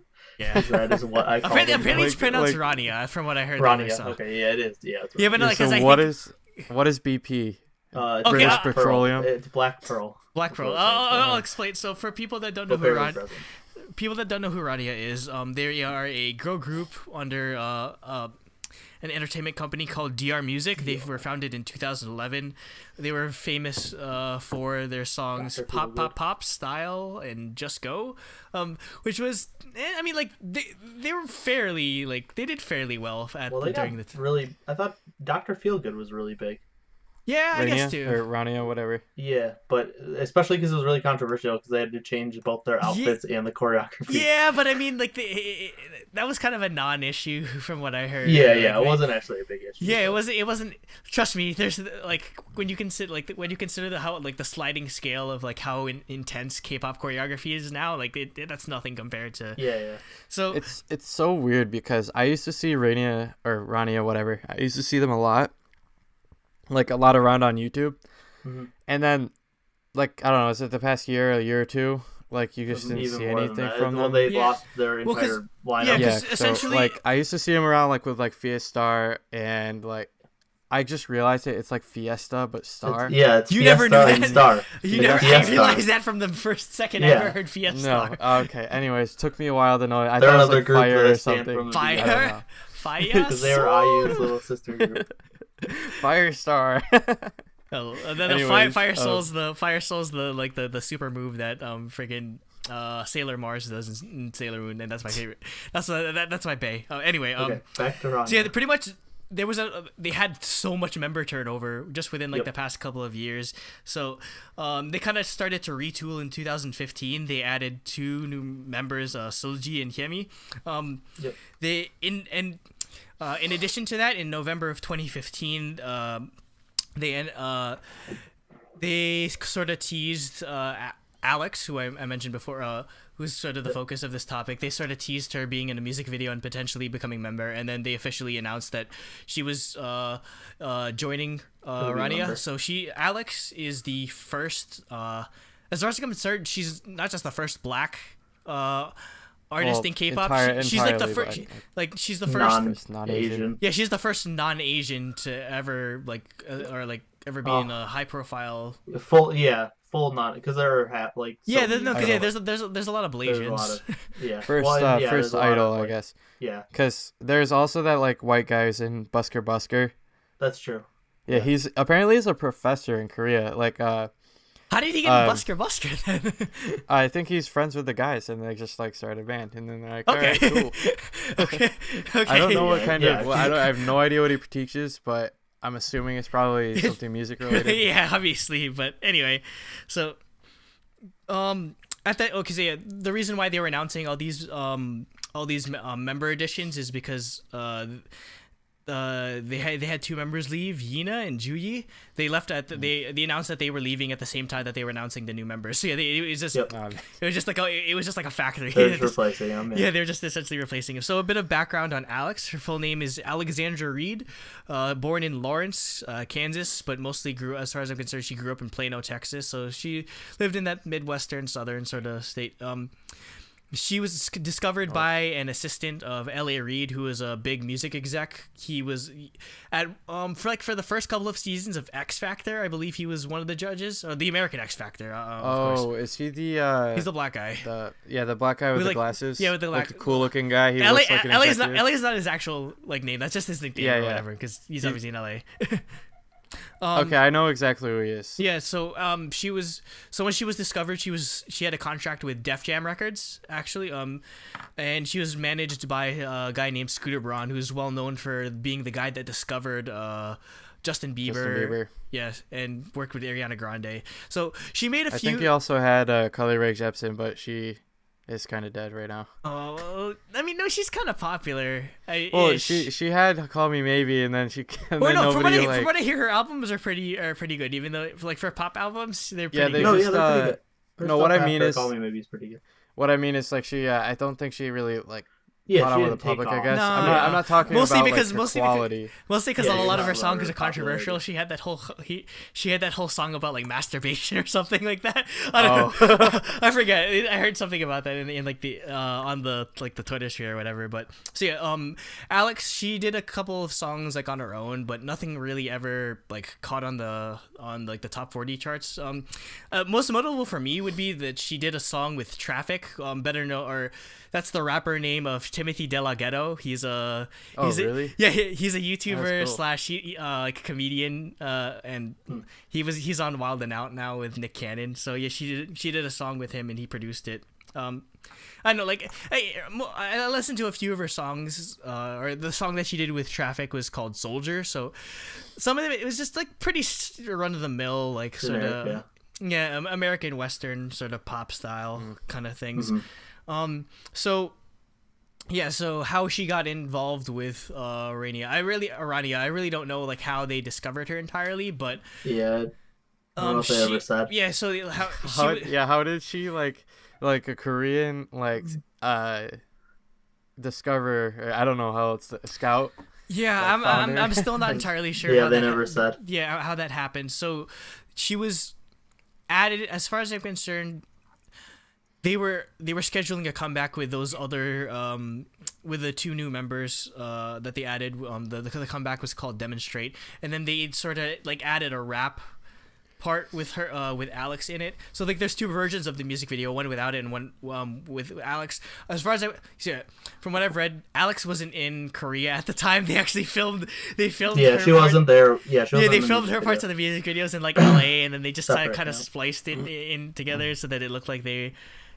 Apparently she was having visa issues or something, or she couldn't. She wasn't. But yeah, she wasn't in Korea for like the first year or so of her being in Rania. So it's after that comeback, the last three original members that were in there's something that happened between that, which is bad too. So they actually had a MakeStar project. So I don't know if you know what MakeStar is. What is it? So like a show to find new members of Rania? MakeStar is a crowdfunding platform that a lot of K-pop groups are using recently. Yeah, I think I've heard I know Laboom funded a couple things. Yeah, I remember. But yeah, so Rania had one, and they just like stopped. MakeStar couldn't contact DR Music, and like there was no communication at all, and they had to cancel the project and give all the money back. Oh wait, so it was because the company funded? was. So the project got crowdfunded. They were getting money. I don't know if it was fully funded, but they were getting money at like a lot of money, or they were getting there, I think. And yeah, there was just like a ton of communication issues because this company's a horrible company, and they had to cancel the entire project to give all the money back. Okay, man, this has to be like the most problematic K-pop group I've ever heard of. Yeah, there's a lot of stuff. So so after that comeback, after that like retooled Rania lineup, the last three original members left. Yep. So now they have zero original members. Their names are, is it D or Die? Like, is it just like D-I? I'm not sure. So I'm not sure. I didn't follow the group. I'm going to say D. Yeah, it's probably D. Tae and Gia. They were the last three original members. They left in May of 2016. Incidentally, they all signed with a new label, and they were supposed to debut as a new group called Late. But as of this recording, there's nothing, like absolutely nothing about it ever since they announced their intentions to leave. So in December of last year, they started to announce the new lineup or tease the new lineup, and that they would rebrand the group as BP Rania. So yeah, like we mentioned, it stands. It's probably because they don't have all their members anymore. Yeah, it's essentially a new group. So I guess similar to how like Dreamcatcher did like a complete rebrand. Because this company before them, they had Baby Vox, which was like a big old K-pop girl group. And apparently they did different generations. So there was, I don't remember what it was called, but there was a second Baby Vox that they added something to the name, and actually Rania was supposed to be the third generation Baby Vox, but they decided to just change the name. Wasn't Kara doing something similar with that, or no? Kara just replaced members. Okay, or no, and to make a J-pop reference, it's kind of like Exile Tribe, where they have members that were doing music in like the 90s or whatever, and they're like 40 something 50 something years old, and then there's a new generation. They're literally called Generations from Exile Tribe, and they're like the younger version. So yeah, it was Baby Vox Revi. What was the sounds like the name of a JRPG.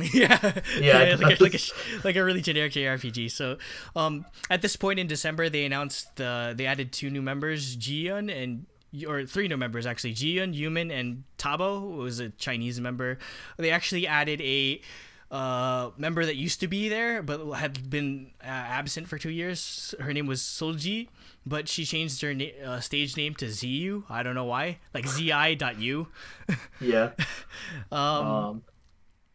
And they announced that Alex. No, actually, my bad. She just changed her stage name. Siam, another person. She was the one that left the group for 2 years and then came back and changed her stage name to Yina. I don't know. Okay. They're changing the stage names. I guess because they didn't want any relation to the old. Yeah, they wanted to really rebrand because like the musical style or that they were going for is pretty different than what the original like I guess sort of sound that Rania had. So yeah, and somewhere during this time, Alex was made the leader of the group, which is kind of surprising. So out of nowhere, which doesn't make any sense because she doesn't even speak Korean. Yeah, because usually the leader is the one that like does all the talking. Yeah, exactly. So their first release was called Start a Fire.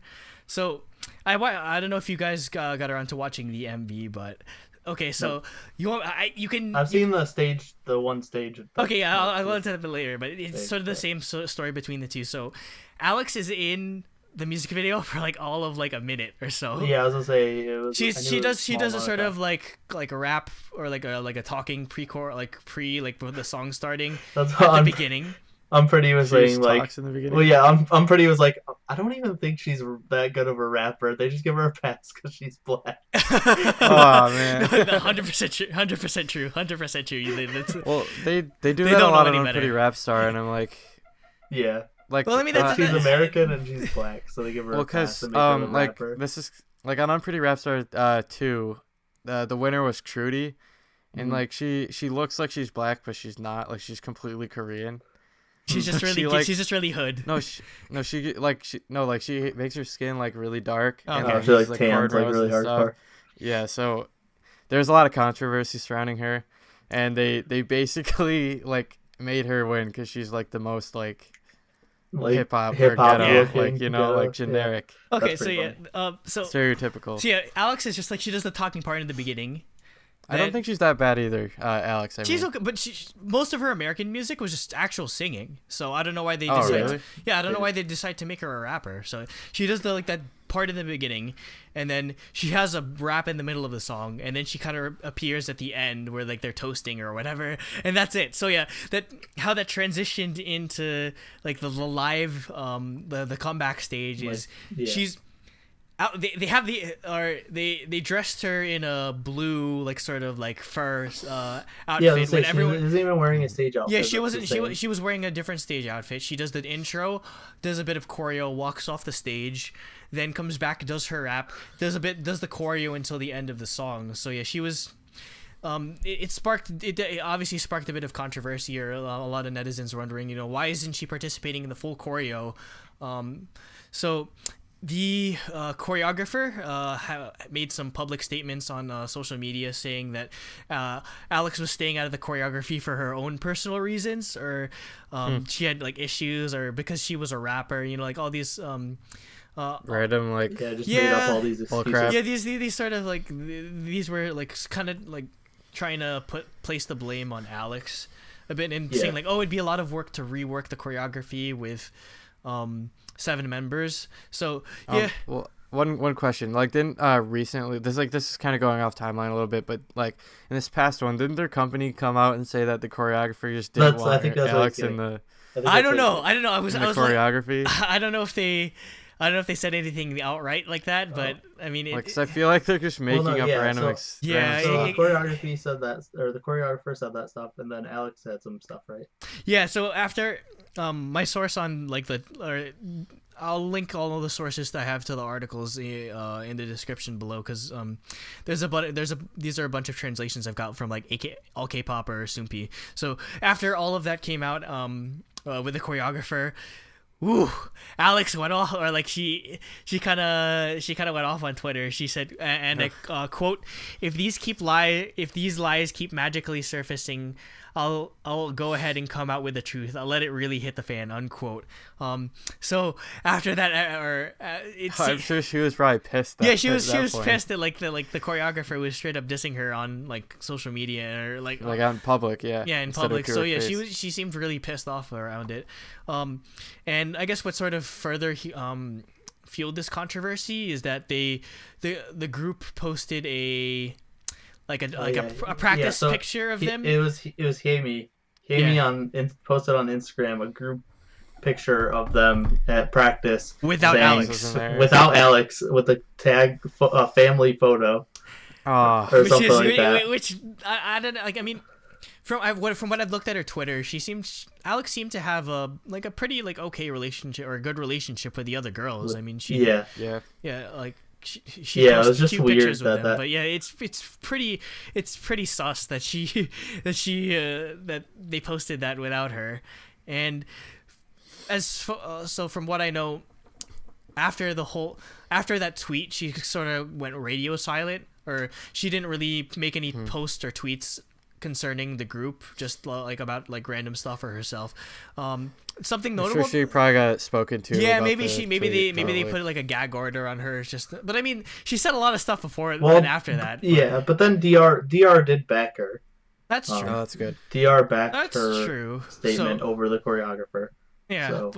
So something notable that happened though during this period was that she had a meeting with Mnet, and then a couple of days later she posted a picture of her with an Unpretty Rap Star hat. So I don't know what's gonna come out of that, but we'll get to it. But some people are saying this trip to the U.S. is for an Unpretty Rap Star thing, but that just seems ridiculous. Yeah, I don't know.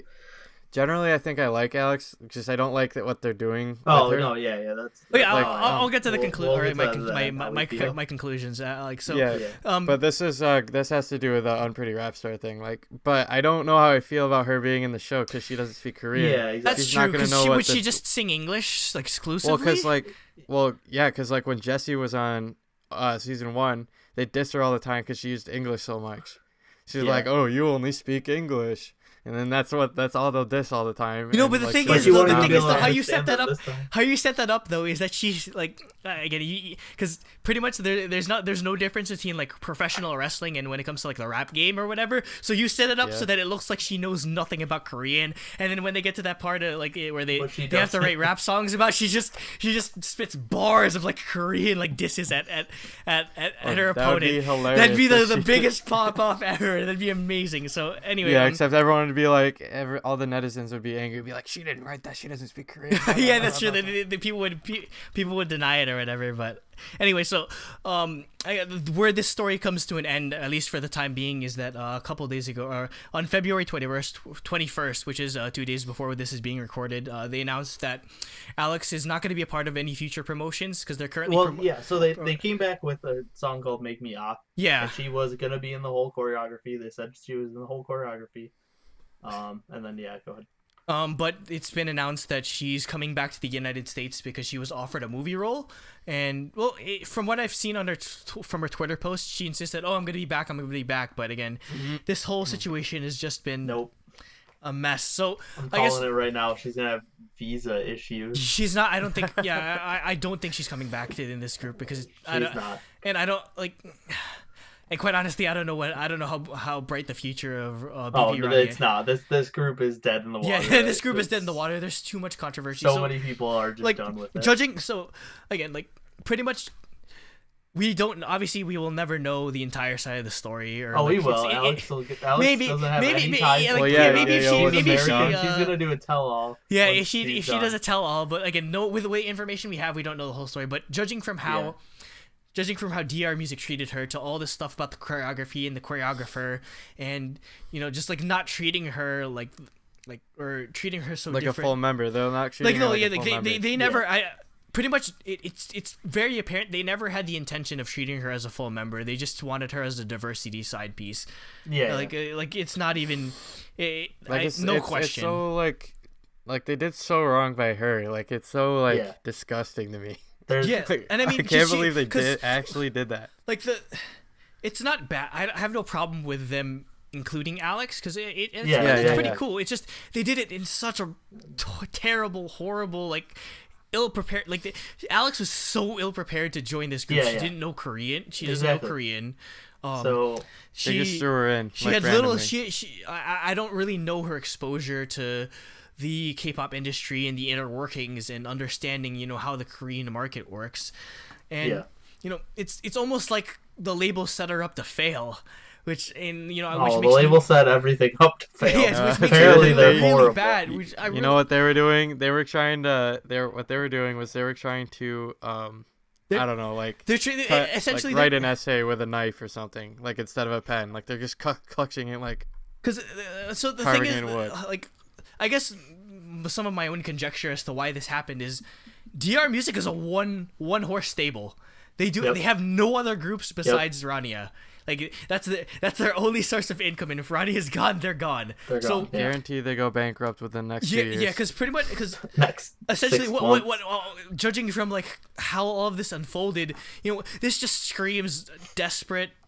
Definitely. Publicity stunt that we're gonna hire a Black American artist and we're gonna try to incorporate her to become the first Black K-pop artist, because it generated headlines. Billboard picked it up, obviously all the major news outlets picked it up, Reddit picked it up, so it helped light a fire under their comeback. But again, they didn't.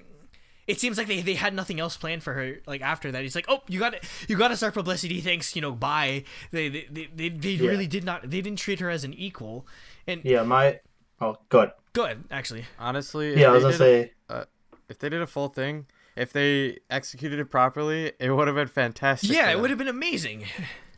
Go ahead, Dave. I'll just do my point right after. Yeah, so I mean, my thoughts on this whole thing is like nothing against Alex, nothing against Rania. I didn't follow Rania, but like this is all on DR Music. So DR uses Alex just for publicity. Like it's so clear that she's only there to generate headlines, generate views. They don't use her fully. I think it's unfair to Alex. Obviously, she's just being used. It's unfair to the other members because they're given a leader who's supposed to like lead the group that can't speak their language, and they have no cultural like there's huge culture differences between her and the other members. It's unfair to pretty much every other trainee in the system because people, like I said, like Geo and Twice had to train for 10 years to be put in a group, and they just put this girl in a group because she's Black. Yeah, essentially. Can generate headlines when she can't even speak the language.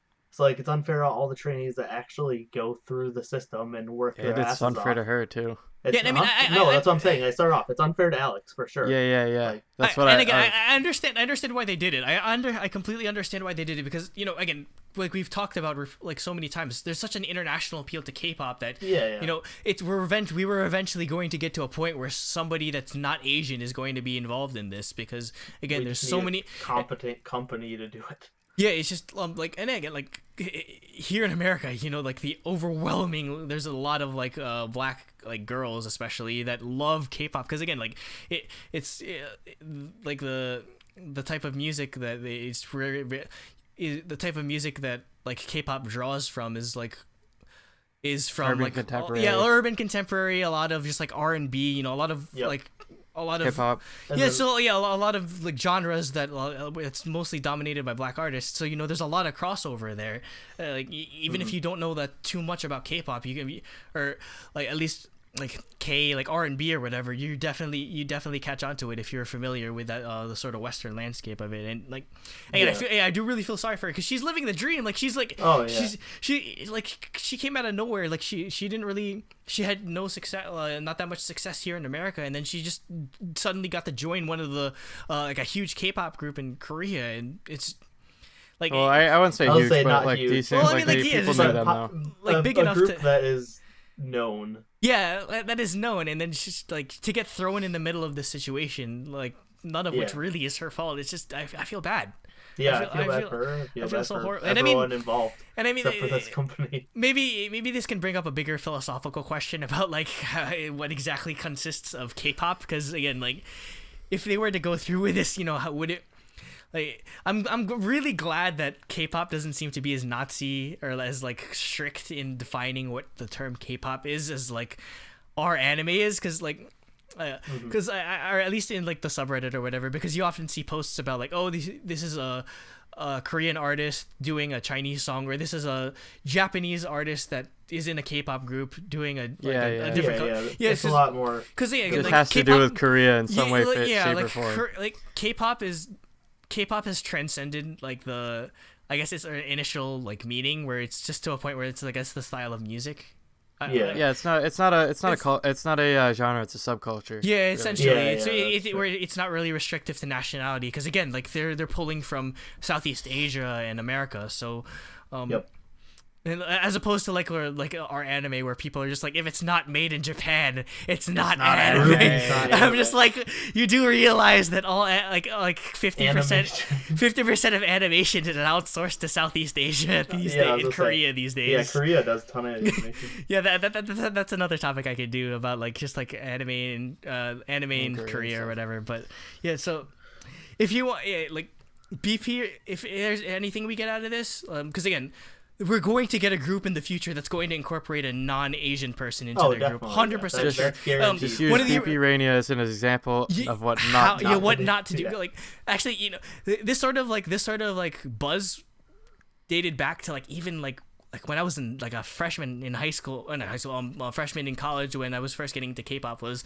because remember like the first rumblings of that 9-member group that which ended up being like the 4 members of Blackpink and whatever. Everyone was speculating, oh, what if they, because again like the sort of they already had people like Amber and like like pulling from China and other like Asian countries. It's like what if YG decides to do something completely different, like have like a European or like a black girl, like somebody that's non-Asian in the group. I think I read a news story recently that SM's opening their first K-pop academy here in the U.S. Oh, I wonder if they're opening up SM America probably again, somewhere that was the thing in California, but. This is something I read like within. It should be here in New York. within like the last week or so. Yeah, I heard about that too. So I wouldn't be surprised if they start taking in non-Asians into that. Again, it's inevitable with just how many non-Asian like people are just so obsessed with K-pop, like more obsessed with K-pop than I'd ever would. I mean, look at me and Nate. you guys know more about K-pop than I am. I'm literally like an industry analyst. Yeah, we're at this point. That's how I think of myself. Yeah, we are industry analysts at this point. So again, this story. We'll see how the story develops over the next couple of months, years. Because again, who knows? We might get Alex that. Isn't coming back. Who knows when we'll get the actual like full story from Alex. If I ever had the chance, I'd love to do an interview with her about this whole situation, because it's such a nobody has ever experienced this before. Nobody has just like broken into K-pop coming out of nowhere like this, so would be willing to talk about it, because everyone that does is Korean. Everyone that does is like so like ingrained in that like Asian culture where you just like you suffer in silence or whatever. You don't want to bring shit like here in America we make a whole business off of putting people on blast. Like that's the most American thing possible. Like TMZ and whatnot. I doubt she's ever gonna watch this, or maybe I might tweet at her. So, Alex, if you ever want to do a cool interview, I'd love to interview you. Like, talk about your history, talk about like how it is to be a K-pop star, because I'll never get that chance, because I can't. I suck at singing and I suck at rapping or whatever. So, just like one last point, if she ever does Unpretty Rap Star, I expect her to put everyone on blast. Just like every single song is just like throwing shade at DR music and just like all these obscenity laced songs. Like it's like the perfect. It's the perfect setup. I don't know if she would be on Unpretty when not under DR. Because if she's not under DR music, I don't think she's in Korea or ever doing anything in the industry again. That's true. Yeah. So unless she already signed the contract with I'm interested what the movie role she is. she's in. I don't know. I have no. You know what'd be funny? She gets famous as an actress, and then she's just like, screw you guys. I don't need to. Like, you treated me like shit. The contract and pay for it because I'm rich now. Yeah, so I wish her nothing but the best because she deserves it. She didn't deserve to go through all this entire mess. And it seems like a lot of like netizens, like you think that netizens would treat her pretty bad, but it seems like the general consensus is that she got screwed over and that most people seem to be on her side. So all the best to her, and I hope she becomes successful. Yeah. So now we can go into the last topic, which we're gonna. I guess what we should do is sort of just like go through the list and only talk about like what was good and what was really bad. I'll like I wrote down what type of song every song is, but if it's not. Spoiler alert, half of them are ballads. Oh yeah, literally half of them are ballads. And my notes are ballad or acoustic ballad or duet ballad. So yeah, if you want to topic 4. Just like to explain for those that weren't in January. So we're going from where we left off in January to where we're like today's date, which is February 23rd. So anything coming out after this date, we'll include in March's next month. Yeah. So this is February's release list because we've never actually said that we're going to talk about the release list. Okay. Yeah, we're gonna. This topic 4 is discussing the releases in February from January 31st to February 23rd. Right. Yeah, we're gonna do this every month. Yeah, this is the last episode we record every month. We listen to all these terrible songs so that you don't have to. And that's why we're missing a lot of big releases at the end of February, like Gugudan, Taeyeon, is because and Lovely's they came out after we recorded. Yeah, and February is just a weird month where there's only 28 days, so 23rd. The last. That's Thursday. why we have to be in like the. We still have 5 days left. Okay, well, 31st of January. So 31st of January, we have Cross Gene with a pre-release single, White Mind. Okay. So actually, I was pretty confused about this because I kept seeing it. Did you figure it out? They pulled a Sherlock essentially. Yes. Yep. Okay. So yeah, Cross Gene split into 2 subunits: the white subunit and the black subunit. That's gonna go over well. They came out with Wait, White, don't they have first. like? Isn't their group color like rainbow or something? Like. I don't know. I don't know they anything have like about that. Rainbow. Okay, I just saw like a freaking picture like their light sticks or something that were like all different colors. Oh, okay. I don't know. Yeah, so the white unit came out with the song. It's pretty decent. Later on, the black unit comes out with the song, and then after that, they combine them like Clue and Note with Sherlock. So it's a combined song. Still to this day, I still have never listened to Clue and Note by themselves. Oh, I listened to them because of this, and I was like, this is really weird. Yeah, it feels so empty. Like, because it feels like you're still listening to Sherlock. Yeah, because like there's a part. I guess that's sort of how I felt listening to the White Mind, Black Mind, and then like the combination of it, where it feels like the chorus of the song is empty because you're expecting the other song to pop up. So I guess it's a really cool concept, but yeah. I guess just to like blow the lid on the entire thing, but like the music video was hella weird. It's like weird. really dark and weird. Yeah, it's like if you're pretty squeamish about like blood or like throwing up, don't watch it. Like it's straight up gore. Like he straight up like coughs like an entire like vat of blood into a sink or whatever. It's a pretty cool concept, but like I don't know. I like make sure you're not eating like food or anything while you're watching it. Yeah, it's kind of weird too because isn't Cross Screen like rookie?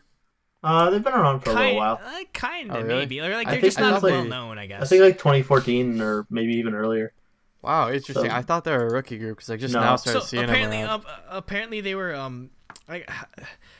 their sort of label situation confused me a bit, or so. Oh, they like switched companies. Or no, and they're under Amuse, which is a Japanese label. But they under their Korean branch, so they'd be. 2012. Technically, wow, they're around that up. So yeah. Anyway, technically speaking, they're label mates with Perfume. So shout out to Perfume. So they but for this comeback, they did I don't know if it was a collaboration or maybe they just handed it the Korean arm of Amuse handed it off to Lowen. So Lowen was under the credits for this for this comeback or release as well. So maybe that could explain like the weird concept or whatever. But the song itself is pretty good. Like it kind of all 3 of the songs. It kind of reminds me of Shiny. Just like so it's pretty fitting that they did a Clue and Note type situation. Yep. So good song. next on the 31st January was Hagak came back with Yasa. The single is Miss You. I'm not actually sure what the translation of Yasa is. It's a ballad. It's good. Really It's a dark. ballad. Really like I looked like I don't know if you saw the lyrics, but there was a part where it says the more drunk I get, the more drunk. Oh God, I'm having a seizure or something. I can't speak. Doing what I was doing earlier. The more I get drunk, the clearer her face, her pretty face becomes, because it's like a really like emo, like sad. Like It's a ballad. It's a kind of song I Drink listen away to your at like sorrows. 11 at night or whatever. So like You gotta listen to it's Taeyeon at 11:11. it's pretty dark, like or like pretty like sad song. It was okay. Yep. It's a ballad. Yep. Also on the 31st, Shin Ji-hoon single "You Are a Star" already. So I It's really an like acoustic her. ballad. I Surprise, actually surprise. I actually really liked her debut like a few years ago. It's the only song I know by her though. It's called Oh, Right There. I never really heard it, but the Well, guy. I don't think a lot For of some people reason, did. for some reason, the guy is just really pretty and just covered in glitter in the music video. I don't know why, but Yeah. Wait, is she still under Cube? Because she was originally. I've never heard of her. So yeah, I've never heard of her either. Honestly. Yeah, because she was originally under Cube, and her debut song had Gayun as an actress in the music video. Okay, but like the song itself is it's okay. Like she Yeah. has a pretty soft, like fragile sounding voice. Though I looked her up because I didn't really know she was a triple threat. She's a singer, an actress, and she used to be a figure skater. Yeah, she was on K-pop Star, and she had never like sang before, but they're like, "Holy crap, you have potential." What? And then Yeah, she she just was got only signed- like 10. She was like 10 years old or something. oh, so she's like really young. Like she was Yeah. super young back then. She's like my age, I think. though. Okay. Okay. That makes sense. February 1st, we got "Looky" by Red Velvet. Looky. Looky, looky. Again, My super. It's amazing. It must kill Wendy every time they have to sing that Yeah, chorus no, because yeah, she's like, I definitely. know, I am an English master. Why am I pronouncing everything like Well, this? I see like clips of Wendy like there's one like she was like on a show with like Ituk from Super Junior, Mhm. and she had to like they had to like guess answers to stuff, and they're all like Red Velvet like stuff that had to do with Red Velvet. Like she'd be saying like Red Velvet, and he wouldn't understand, and she'd have to be like Let do Velvet or like Yeah, so- Russian roulette. Yeah, because it also it's just pretty funny. She speaks like there's such a thug accent or like drawl to her like speech when she speaks in English. Like she sounds really scary. Yeah, she lived in Canada and Minnesota yeah. as well. So Yeah, no, she lived in the burbs of the six up in Toronto, I believe. Or yeah, I saw a thing from her. She said she lived in Canada in like a small town, then she moved to Toronto, and then before she moved to Korea, she moved to Minnesota with her sister. yeah, so running with the six cover, please. Running through the six cover, please. Anyway, get back to the song. It's I think we kind of touched on it when we did. We've talked about "Rookie." Yeah. So just We weird. did the whole album. Weird It's fine. aesthetic. and I Kind did of an reminds me. unboxing. So Yeah, go weird. listen to that. Kind of reminds me of Carrie Pamu Pamu. I love Also, just something we didn't mention because it's been developing. You know that this Pringles x Solgi like Oh, development. Solgi loves Pringles. Pringles love Solgi. It's the Yeah, best. like so by Follow. British Pringles. yeah, Yeah, Pringles follow UK the UK Twitter. Pringles Twitter because they're that. pretty Koreaboo because they do a lot of references. But so if I love Pringles myself, or specifically sour cream Pringles. So if I love Pringles, does that mean I vicariously my love is reaching Solgi? Because I want her to know how much I love her because she's amazing, especially when it comes to her vocals. Also on the first, Zion T came out with a mini album, OO.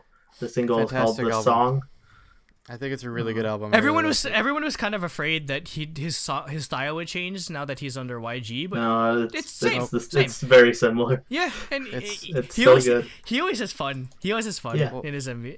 Well, I guess that's the thing with YG. When he brings in artists from other labels, he's very careful to not he's like, don't even talk to me. I don't want to affect your style. yeah, you Yeah, don't He want to did that ruin the with magic. he did that with Epic Epic High. High, yeah. So after 99, he did that with Epic High. So Yep. Yeah, again, I'm pretty big on Zion T. I love his style. Really like smooth, Yep. chill kind of music. Yeah. Also on the first, Crown J single, Hajima. For me, it was Too much standard hip hop with lots of auto tune. Too much auto tune. That's all I said. Kind of Yeah. cringy lyrics. I didn't. Yeah, I didn't pay attention to the lyrics. so Yeah. it goes on the suck list. Yeah, it's not great. Next, also on that day, Rubber Soul single "Freedom." I love this song. This song was like one of my favorites from the. Was their name Rubber Soul? Yeah, they Rubber named Soul, it after the Beatles Interesting. album, so it's pretty cool. Yeah, Yeah, I'm yeah, pretty it's like EDM hip hop. yeah. Stuff. It was good. Weird kind of trippy part towards the end, but the song is okay. I'm fairly sure they filmed this near my office because I saw the Empire State Building. I'm trying to think of when they could possibly film. Maybe like sometime in the summer or like. It's like you watch the music video and you see Andrew like down the block I was somewhere. I was trying to look for myself in the music video. I'm just like maybe I'm in this. Maybe I need to like garner royalties or something. But no, I don't leave or I don't explore New York. I'm sick of it at this point. after being here for like after going to this like Manhattan for like 5 years straight. So Yeah, so I like that one a lot. On the 2nd of February, Dongwoon and Yu Jae Hwan featuring Yang Yo Sub single Universe. really funky So bass. two members of Beast, Yep. It kind of sounds like an anime opening. or the artist formerly known as Beast. Is that what they're going with now? No, they, they're still should, fighting They're over no, still they Beast. should totally pull a Prince because like Wait, isn't Beast coming back to Cube or something? No. So that's the thing, is they're fighting over the name. All of Beast Oh. left except for what's his name? Hyunsung. Yeah, Beast Hyunsung. just Wait, I thought he was coming back to Beast or something. I read that somewhere. No, I swear so to God. Cube announced that Hyunsung is gonna form a new Beast with 2 trainees. Oh And my Hyunsung's God. like, I didn't sign up for this. This is stupid. I don't want this. yeah, and they signed them up without telling him essentially. yeah, and the rest of Beast is still trying to get the name Beast from Cube. So like, it's a mess. But So yeah, wait, this- if they don't this get the song's- name, are they gonna call themselves Around Us? that's the name of the entertainment company. I don't know what the Yeah. call it. No, they should just call themselves like I don't know. It should be Batus. B3ST. They'll be Batus Best. again. They should just call With a themselves 3. Best. Yeah, with a 3. Genius. Next is a Basic featuring 6K. 6K? I don't know. Single. Oh, Sick K. Yeah. And Basic. I like them. I like Basic this is one a lot. he's under WTF Rainbow won Bridge. My Wave. Oh, yeah, Basic. He was on Show Me the Money and he won. Oh, Yeah. He really? was against. Yeah, he won against Mino Wow. from Winner. Yeah, And Mino's he's really good. Mino's pretty good. So wait, the song. Yeah, actually, he did a stage on Show Me the Money with Mamamoo. It was awesome. Oh, that's cool because they're label mates. But Yeah. I don't understand the song title. Is it called My Wave No, or so is... it's called, yeah. So I think it's another thing like Everyday 6 or. Okay, so he's doing it's called it's WTF. project, Okay. and so this is WTF 1.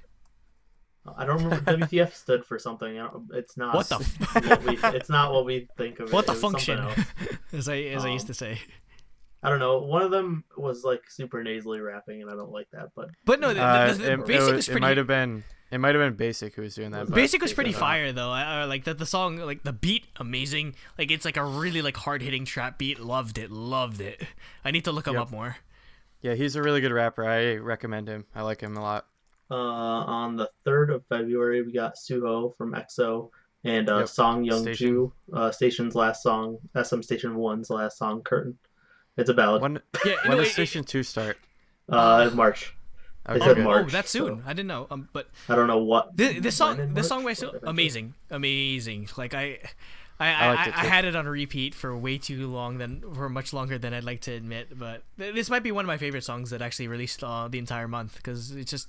Pretty much, I don't think anyone in EXO can sing bad because all of them are going off to do like either like solo projects or whatever. Just like amazing song, and I mean, like just like I love the bridge, like the key change or whatever, or just like even like the piano, like the piano arrangement is so well done. Like it's not really breaking any new ground when it comes to like.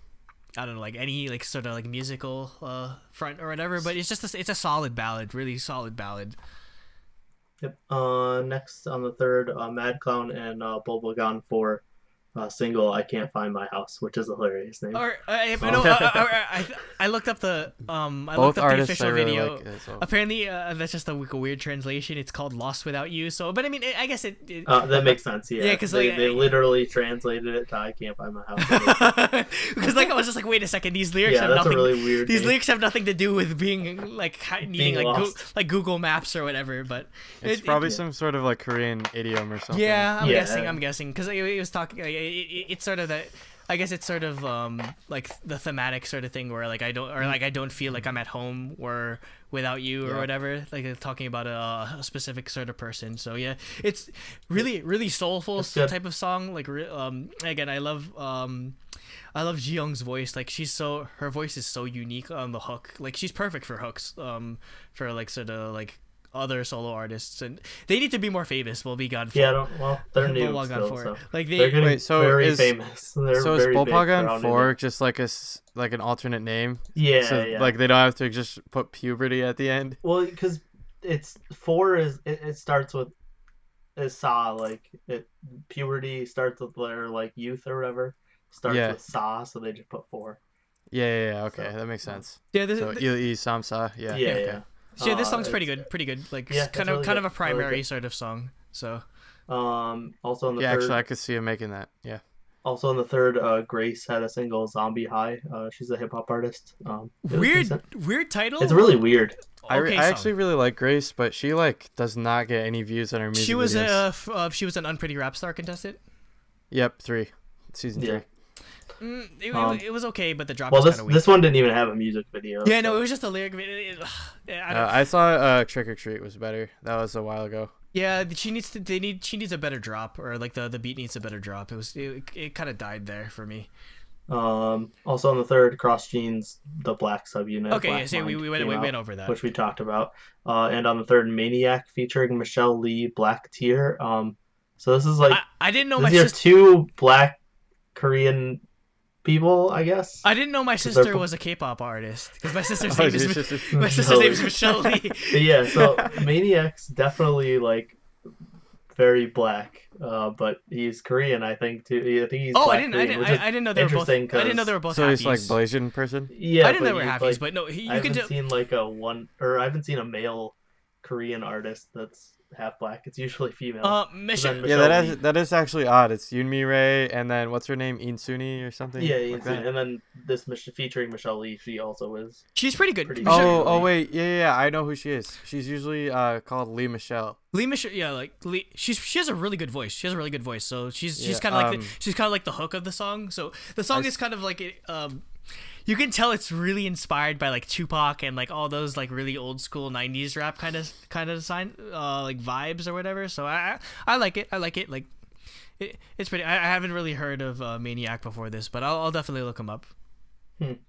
Oh wow, Maniac was actually part of Uptown, which is the group that Yoonmi Rae was in. Okay, way back in the day. Yeah, okay. He was in the like 2009 comeback of it. Okay, but on the fourth we got Mask, MASC, single Tina. It's a new guy. I think they're pretty new guy group. It's standard guy group stuff. The music reminded me of Persona. It wasn't bad. And Im Hyun-nil, single Nomu Appa.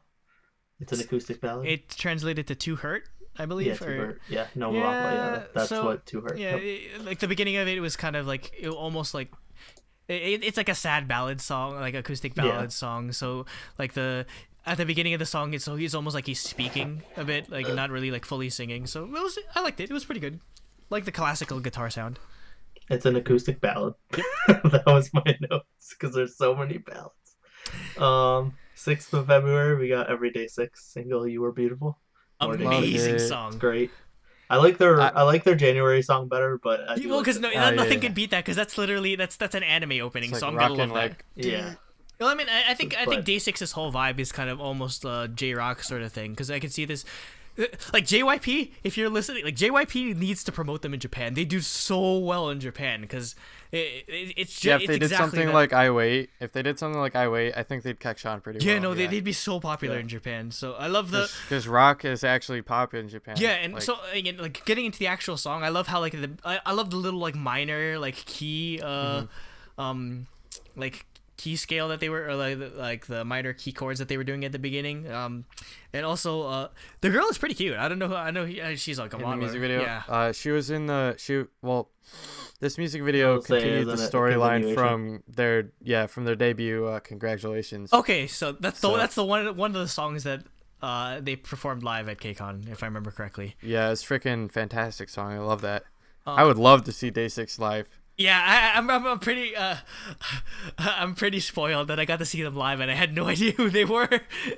Come on, man. But no, I love them now. But I mean, like getting into the actual song, I like the actual like the story of the music video, because I guess the whole theme of it is that I guess with like a breakup or like lost love, you're kind of playing. I guess I know this all too well. You're kind of playing back moments in your head. So like the whole music video is her like literally like going through her like MacBook and like looking, or like her like iMac and looking through like old videos of them together and that sort of thing. So I love the theme of the music video.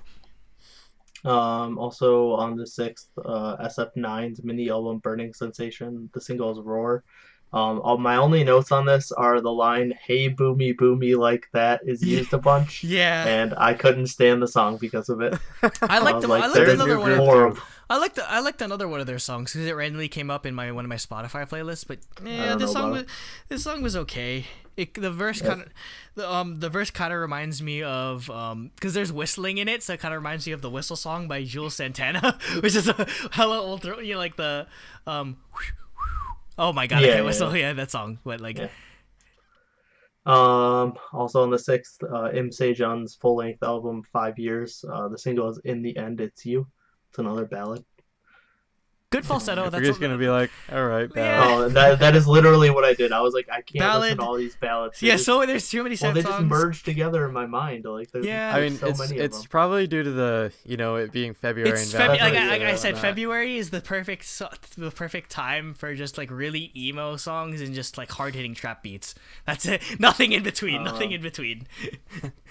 Also, do you have anything more to say about that song? No, it was a ballad. Okay, pretty good. Yeah. And finally on the 6th, we got Block B single Yesterday, which I like a lot actually. Yo, it was like a Full House sort of themed like thing. Yeah, like the music video is like really fun, lighthearted, and then Zico got kind of like of a reggae style to it. Zico kills his rap, and then Zico's rap. I'm such a huge fanboy when it comes to his verses. He kills it every time. Yep.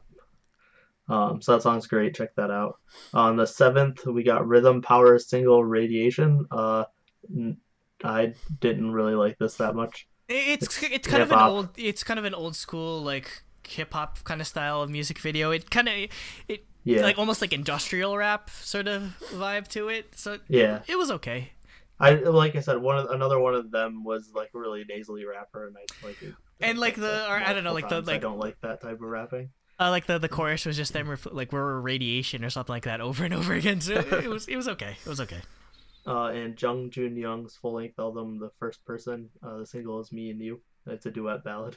He has a really deep voice. Surprise. Really deep voice. Good duet though. Wait, is he from something? Jung Jun Young? It sounded familiar, but I can't remember what. I didn't write it down. If you want to look it up. Oh wait, I've seen this guy. Where have I seen him? Oh, he was on Superstar K4. Yes. Okay.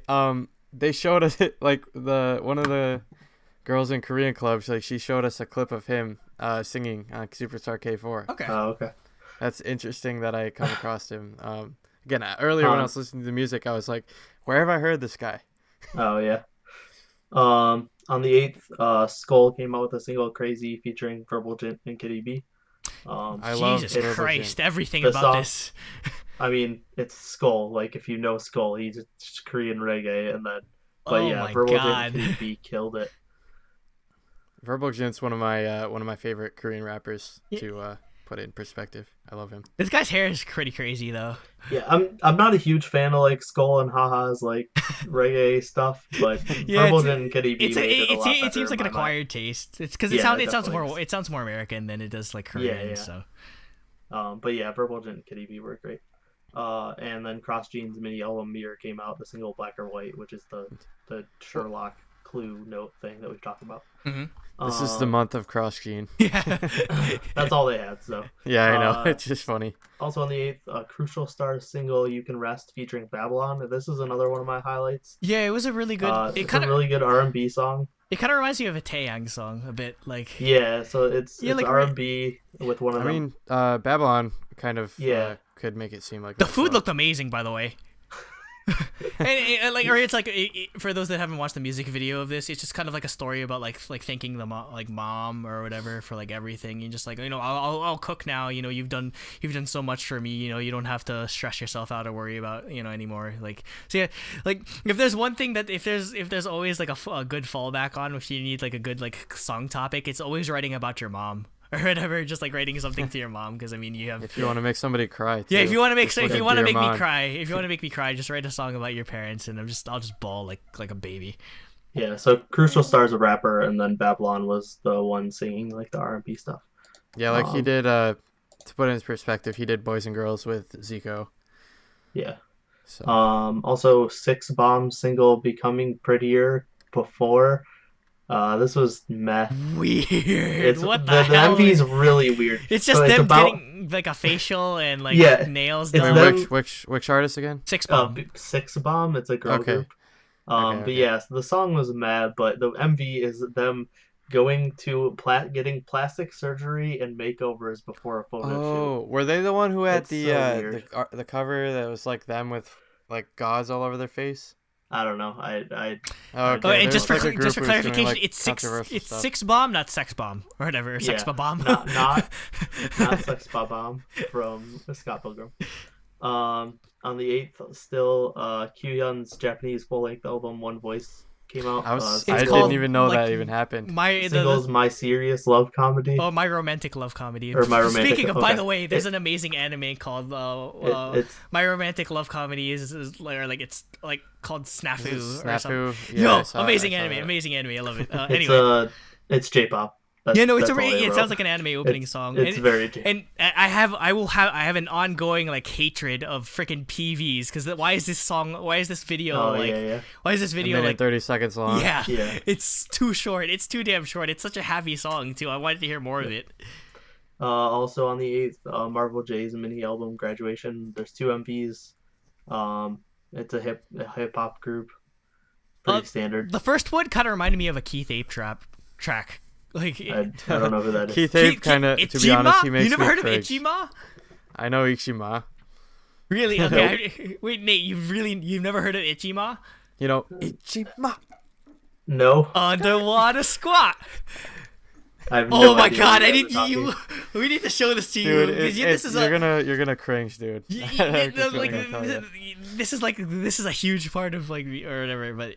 Dude, it was that song was even popular in America. No, it was. My friends at college knew Ichima. No, it was popular enough. There was a remix with Waka Flocka and Dumbfounded, or like there was like they did an additional verse. That's amazing. But I mean, Keith's just kind of a one-hit wonder, kind of, because he just kind of bit off. He's never gonna top Ichima. Yeah, I know, because he kind of bit off of Mako. Yeah, so he's pretty salty about that. So. Yeah, but it's Marvel J stuff. Actually, no, just a little bit thing about the second song. There's a part where it's just like, oh, you can suck my dick. I'm just like, whoa! Just like out of nowhere. I was skipping around. Yeah, so the MVs are Forgive Me featuring Changmo and Don Mills, and then I Came to Hustle. Yeah, that song. So just kind of like random, like unnecessary vulgarity. Like he just like started cussing like in the random parts. Yeah. Cool. The MVs are pretty low budget. Yeah. Like, standard hip hop MVs. Them just like standing around rapping at the camera in random streets. On the 9th, Hub's debut single Girl Gang. I did not like this song that much. Turn it up for love? That's what the lyrics. Oh yeah, the single. Oh wait, no, the single is Girl Gang. Yeah, but no, they're the lyrics is like. There's a lot of weird English. Turn it up for love. Is shake that booty twerking. Proceed not to twerk. And they didn't seem like they were very good at singing. But I will stand the member Rui because she's Japanese. Oh, well, that's it. Yeah, that's it. And she's really attractive. Yeah. And so that was the only one that caught my eye. It kind of sounds like a 4-minute knockoff, if I'm gonna be honest. They were like early 4 minutes. So because they kind of had that like auto-tune-ish sort of sound. So. Meh. Also on the 9th, Hong Jin Young's single. What is it? Saranghada Anhe. Loves me not. Yeah, Saranghada Ananda. It's a Jin Young song. If you know Hong Jin Young. Is this for some like movie or something? Because the MV was. It doesn't say. Because like I was watching the MV and out of nowhere there's just like SWAT people like firing bullets and just like dead bodies on the floor, and it's such a happy song. I was so confused. I don't know. But yeah, it's a Hong Jin Young song, so if you like her, you'll like that song. NCT Dream came out with their single album, My First and Last. Reminds you of it reminds you of early or like Shiny it's or early Shiny. It is very much early Shiny, so I liked it. The teacher was hot as hell though. She was cute. Yeah. And also, I think I mentioned this before, but it's kind of funny. They're wearing like the music video is so colorful and upbeat, and they're wearing like Gulf Wang like turtlenecks and snapbacks. I'm just like way different. I feel like that's like a trend in K-pop. Everyone just wants to wear Gulf Wang stuff. Yeah, well, because Gulf Wang's like got7 did it in for Just Right. Yo, Gulf and I was like, what the heck? Golf is Tyler, just so popular. shit. Yeah, like Tyler and all of them are just so popular. So, I think there's just like the irony is kind of lost on them. Because they just like it because it's so like colorful. They just don't really know that it's just like from like the most vulgar and vile like sort of like hip hop rap group. I'm pretty sure NCT Dream wore them. I think at one point. Yeah, no, we're talking about NCT Dream. Right now, yeah, right? Okay. I just completely missed that part. This is the Shiny song. Yeah, their choreo is pretty good too, by the way. Yeah, actually, I like this song actually. It's just like the thing where they. I don't know how to explain it. In the choreo, it's the one that came out a few days or weeks ago. So also, wait, there's like a part where they like put their legs together in like a circle, and then they go like come together. Maybe I forget, but I don't know. Whatever. SM, where is NCT Mark? We need NCT Mark. Yeah, which is everyone but Mark. Yeah. Literally, no, that's why I came up with everyone in SM. Literally everyone in SM. It's just Mark. SM the ballad. So it's like all of SNSD, all of Super Junior, all of Shiny. Like everyone in SM except for Mark is NCT Mark. Okay. Still on the 9th, to get just like write this down. So Super B had a single Pattern featuring Tiger JK, Double K, Juneflow, and Myeondo. Goes hard. A bunch of rappers. Song goes really hard. Good. Really good. I'm sure you guys like it since you're a big Tiger JK. Yeah, Tiger JK's verse was good. Love Tiger JK. So. And on the 9th, more like I love MFBTY. Yep. So. VOS single, USA. Smile. It's a ballad. It was the English. Smile. It's a ballad. Yeah. Okay, that's all I wrote. It's a ballad. 10th of February, Wonder Girls' final single, Draw Me. It's a Wonder Girls ballad. This needed promotion. This needed it promotion needed in a an music MP. video, and I was sad. It's such a disgrace. It's such a disservice to what Wonder Girls meant for the K-pop. I feel like all these goodbye singles are promotion like is that. not really on the table because they're gone when they do this. That's but true, I guess. But they needed an MV at least. Like even just like a 21's got an MV. Like something they like needed that. to do. I think they just need to do one more band concept just once. You know what I mean? Well, they needed to not break up, but apparently Sunny and Yenny. They're still free agents as far as I'm concerned. There's been a bunch of rumors about. There's been rumors, but nothing confirmed. I actually hope that Yenny goes to Amoeba because that'd be amazing. Like a bunch of what was her dynamic duo and stuff. What was her solo project again? Like, we mentioned it before. Hot Felt or something. Hot I think that's how you pronounce it. Yeah, like some weird thing. Maybe we'll see a comeback of that. Hot Felt's really good. That album was really, really good. I actually never listened to it, so I'll look that up afterwards. Every song on that album is really good. I believe she even did a song with Beanzino on there, which is amazing. I have to listen to that then. Still on the 10th, Sunny Hill single Crossroads. It's a ballad. Pretty good song. I liked it. Was this Sunny Hill originally? Like, were they one of the ones that was originally co-ed? Yeah. We mentioned were. this, but that's weird. This is pretty good. Again, I never listened to them before, but. Really and Beatwin had a single, Don't Leave, also a ballad. Beatwin.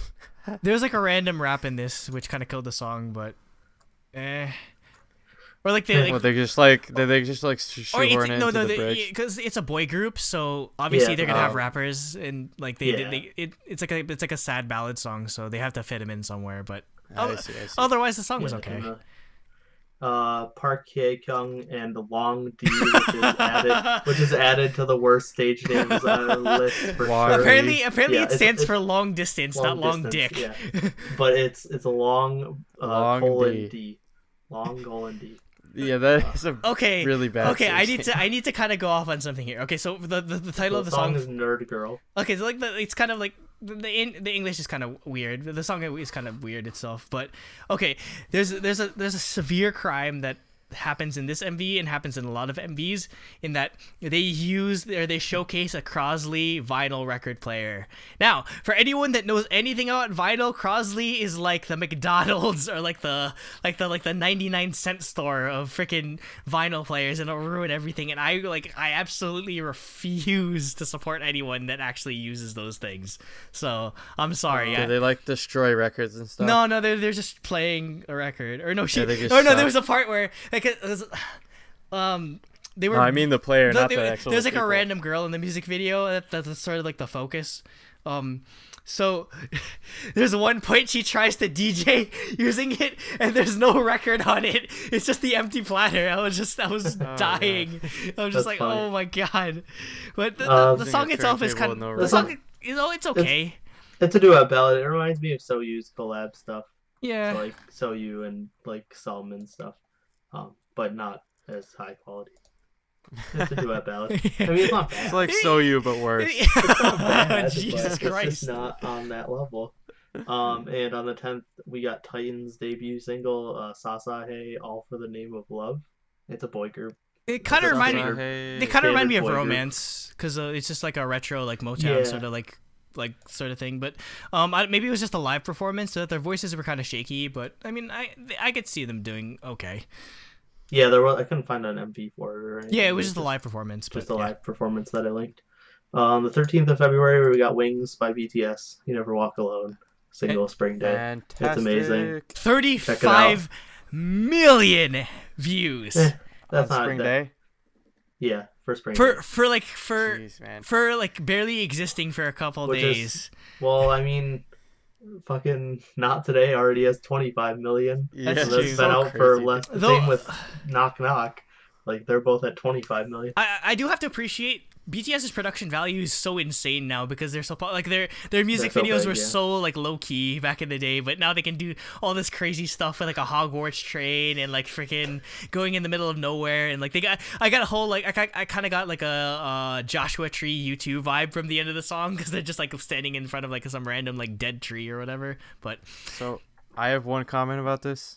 I'm pretty sure that V commits suicide in the beginning. yeah, because he's just like listening to like the tracks, and I'm just like, yo, he dead. Which one doesn't? Was it who doesn't have a line in this song? J-Hope. Oh, it should Rip. have been J-Hope then. that Rip. kills- Poor He J-Hope. Doesn't have any lines. No, So he for just kills some, himself at the beginning of the video. though, if there's one thing I have to say, I don't really like dark hair Suga. I like him with his neon mint. I was talking a bit about this with Cooper earlier. I like him better with his like mint green hair. I don't know. I think he looks all right. Still, No, I love his jacket. I love his jacket, and Not Today. I want that thing. Okay, yeah. You're just like, BTS whatever. is great. Eh. Everyone likes BTS. 13th, we got B.I.G. No, single 1 2 3. It's actually, I thought this is a guy group song. I actually thought it was pretty catchy. Yeah, no, it's pretty cool. I saw a lot of people are starting to react to them or whatever, like the Okay. reactor people, and a lot of them were saying like, yeah, check this group out. They're pretty. Yeah, You know, I like this. I was this song. expecting good things. A lot of vocal talent, good harmonies. Though at the Yeah, beginning of yeah. it, like doing it, like they're watching like an infomercial, and like the lady's just like saying, "Don't drink Clorox" or whatever. So Don't drink bleach. yeah, so take that. You can take that out of context or whatever. Yeah, so check them out if you like guy groups. It's pretty catchy. 13th, Jungjoon and Yeontaek single says W Project. The song is called another, Drought, I- It's from Song it's is from Drought. Willem. Yeah. Okay, it's the Woolen Project. That's their station. Drought featuring B.E. Bae. I don't know. It's Actually- B.E. with the French like accent and then a capital E. I think I think W Project is actually like for their new group.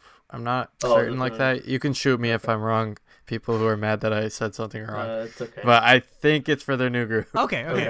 So It's an R&B song. they're pulling a Luna, essentially. Yeah, I think so. I like the It's an R&B song. It was pretty good. Yeah. It was I'm a sucker for anything with electric keys. So yeah. Yep. Also on the 13th, Wutan featuring Don Mills single Asian Glow. Wu-Tang This guy Clan has a ain't crazy nothing. style. This guy is ridiculous. Do you like write anything down about it? He sounds like a future empty. / designer It's- knockoff guy. Yeah, I was gonna say generic like rap. Like no, like like straight up, he's straight up copying Future and Designer, like because that sort of like auto-tuned rap is what got popular. Yeah. And it has like he has like crazy this style. like intense like Coogee sweater with like a weird like the music video had these weird like pixelated laggy effects in it. So it's a really like aesthetic ish. It was okay. It was okay. meh. I one thing I have to give him props for. He's wearing a Red Wings jersey in parts of the MP. I have another to give jersey him thing to props for complain the about Wings. later, but you'll see. I'm not complaining. I'm giving him props for repping the Red Wings. So on the 14th, Big Flow mini album Stardom. So this is like a BTS knockoff. Yeah, no, I wrote the exact same like- thing. It sounds like This fire. is a BTS. Like right down to knockoff. like the verse, like the Straight chorus up. sounds straight like fire. Not Yeah, the good just way, count as in like BTS. it copies BTS. Yeah, it's just a standard hip hop. Yeah, they had culture, like this weird like they even copied like kind of like the video game sort of effect or like theme to it, where like they just get murdered by a knockoff like or like 99-cent store Bane or something, or like they like part of the choreo like they dab for no reason or whatever. So Yep. Yeah. it's like dab. It is straight up BTS. hip-hop. It kind of seems like somebody, Didn't like even some try. executive was just like, okay, what's popular? BTS dabbing. Okay, let's make a song Yep. out of that. BTS and dabbing. BTS Equals dabbing in amazing. video games. Yep. Still on the 14th, Moon Kim from Royal Pirates, solo debut, Dark Chocolate. This is a really good song. I like this. Yeah, no, I really like I really Royal like Pirates it. too, I so. haven't listened to them much. Is this? I have never listened to them before. Is but this this the song's- sort? Is Royal? Is like are they sort of like an R&B type thing, or like they? I think think they're they're more like like a a they're like a band. Okay, Yeah, they're pretty okay, good. Though. yeah, They're the it's- ones with that one guy who had like a billion horrible things. happen. Oh yeah, like Oh, his hands or something. Oh yeah, I remember right? that's gonna be on the rip list where he essentially got his nerves cut in one of his hands because he went through a Yeah. glass like door or something. Yeah, So and crazy. and like other bad stuff happened to him before too. But Was he a guitarist? I hope not. I think he was. Yeah, like, Oh, I think he's man. out Oh, of the group. Like he's yeah, gone. it really sucks for him. I Yes, feel bad, but But yeah, so this this song, is another member solo debut. it's pretty safe, but like it's Yeah, cute. yeah. It's cute. Yeah, it's an upbeat acoustic song. It's pretty good. But a side note, Um, dark chocolate tastes like ass. Like it sucks. I love dark chocolate, Andrew. Come on. Like I mean, it's good because it's healthy for you, quote unquote. I like it but, better. I still think. I like. I mean, I mean, I granted, like white chocolate better than. granted, I White stopped. chocolate. Granted, I Get outta stopped here. eating. I stopped eating chocolate like 4 years ago when I gave up anything with caffeine. But dark chocolate is. I tried to convince myself I liked it, but no. And You finally, tried to convince yourself that you liked it. finally on the 14th, we got Luna's new single "Valentine Girl." I actually didn't write down the name of the girl. I don't know. I don't know remember who's the in Luna this. girl. There's So this this like one sucks. I think though, that there's 'cause it's 4 just of a them. PV. Yeah, I think. And so like, But if you didn't notice, like the whole, or for those that didn't watch the music video, the whole like sort of theme is it's obviously Valentine's. But it's kind of like an Instagram feed, and yeah, the lyrics are like the the description. comments. Yeah, like the comments of the. It sounds like an early Sochi song. So like into the yeah. I was world. gonna say it's standard like a pink cute girl group. Because I'm saying like that's why I'm innocent. kind of excited. Like because Yeah. I think there's 2, 3, 4 members in this. Maybe I don't know how many people are in Luna at this point. This is. I think this there's is either supposed to be 4 or 12, 5. right? There's 12 total. They started. This is supposed to be 4 or 5. Wait, 12? they're Yeah, pulling there's total. they're one pulling a each month for a WJSN. year. There's one each month for a year. Okay, so yeah, but like as far as if I remember It was correctly, October, I think. yeah. So there's a fair amount So of this is members. the 5th. This is the 5th. So they get a full debut in November?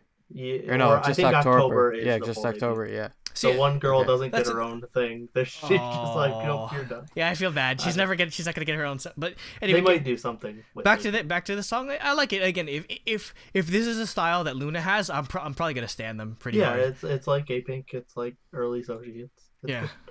On the 15th, Hoon from Yukis has a Japanese solo debut. The name is in Japanese. I didn't look up. It's Yuki Sakura, which translates to Snow Cherry Blossom.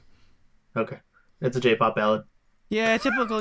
Or I think there's maybe I'm looking too much into this, but I guess it's a sad, like, somber song. But I guess there's a tinge of irony in the title. Yuki Sakura Yuki is snow and Sakura is like the Sakura cherry blossom sort of thing. Yeah, so yeah, there's sort of like an opposites where like snow is in winter. Where they don't happen together. Yeah, you think of cherry blossoms in the spring, but unless you're in the drama Goblin, then it happens all the time. Okay, but like cherry blossoms is kind of a recurring theme when it comes to like love or like fleeting love, because again cherry blossoms like when they fade. Yo, don't do that to yourself. Don't do that to yourself, please. Please. You're not gonna make it to the end of the year. I actually listened to it earlier today. Oh, come on, Nate. So good. I almost for those who don't know what we're talking about, IOI had an amazing song called "When the Cherry Blossoms Fade," and it makes me cry too. So it's sad. It makes Nate even more sad. Yeah. Yeah. So every time, but it's such a good song. So every time anyone in the world listens to that song, Nate sheds a tear. Yep, I'm crying all the time. On the 15th, still we got Melody Day's single album "Kiss on the Lips," which is really good. Check it out if you haven't. I got a whole like Why So Lonely Wonder Girls vibe. It's like that style of song. They're not doing a band, but the song is like that. The music video is like it. I have no problem with that, considering that they're gone. If somebody has to carry the torch with it, go right ahead. This song is really good. Yeah, so definitely check out Melody Day's new single, "Kiss on the Lips." 15th, FMT featuring JXL. Apparently, they're 3-letter acronyms all up in your debut single, "Melt in Your Mouth." This was the Aria. I never knew Aria had her OG music.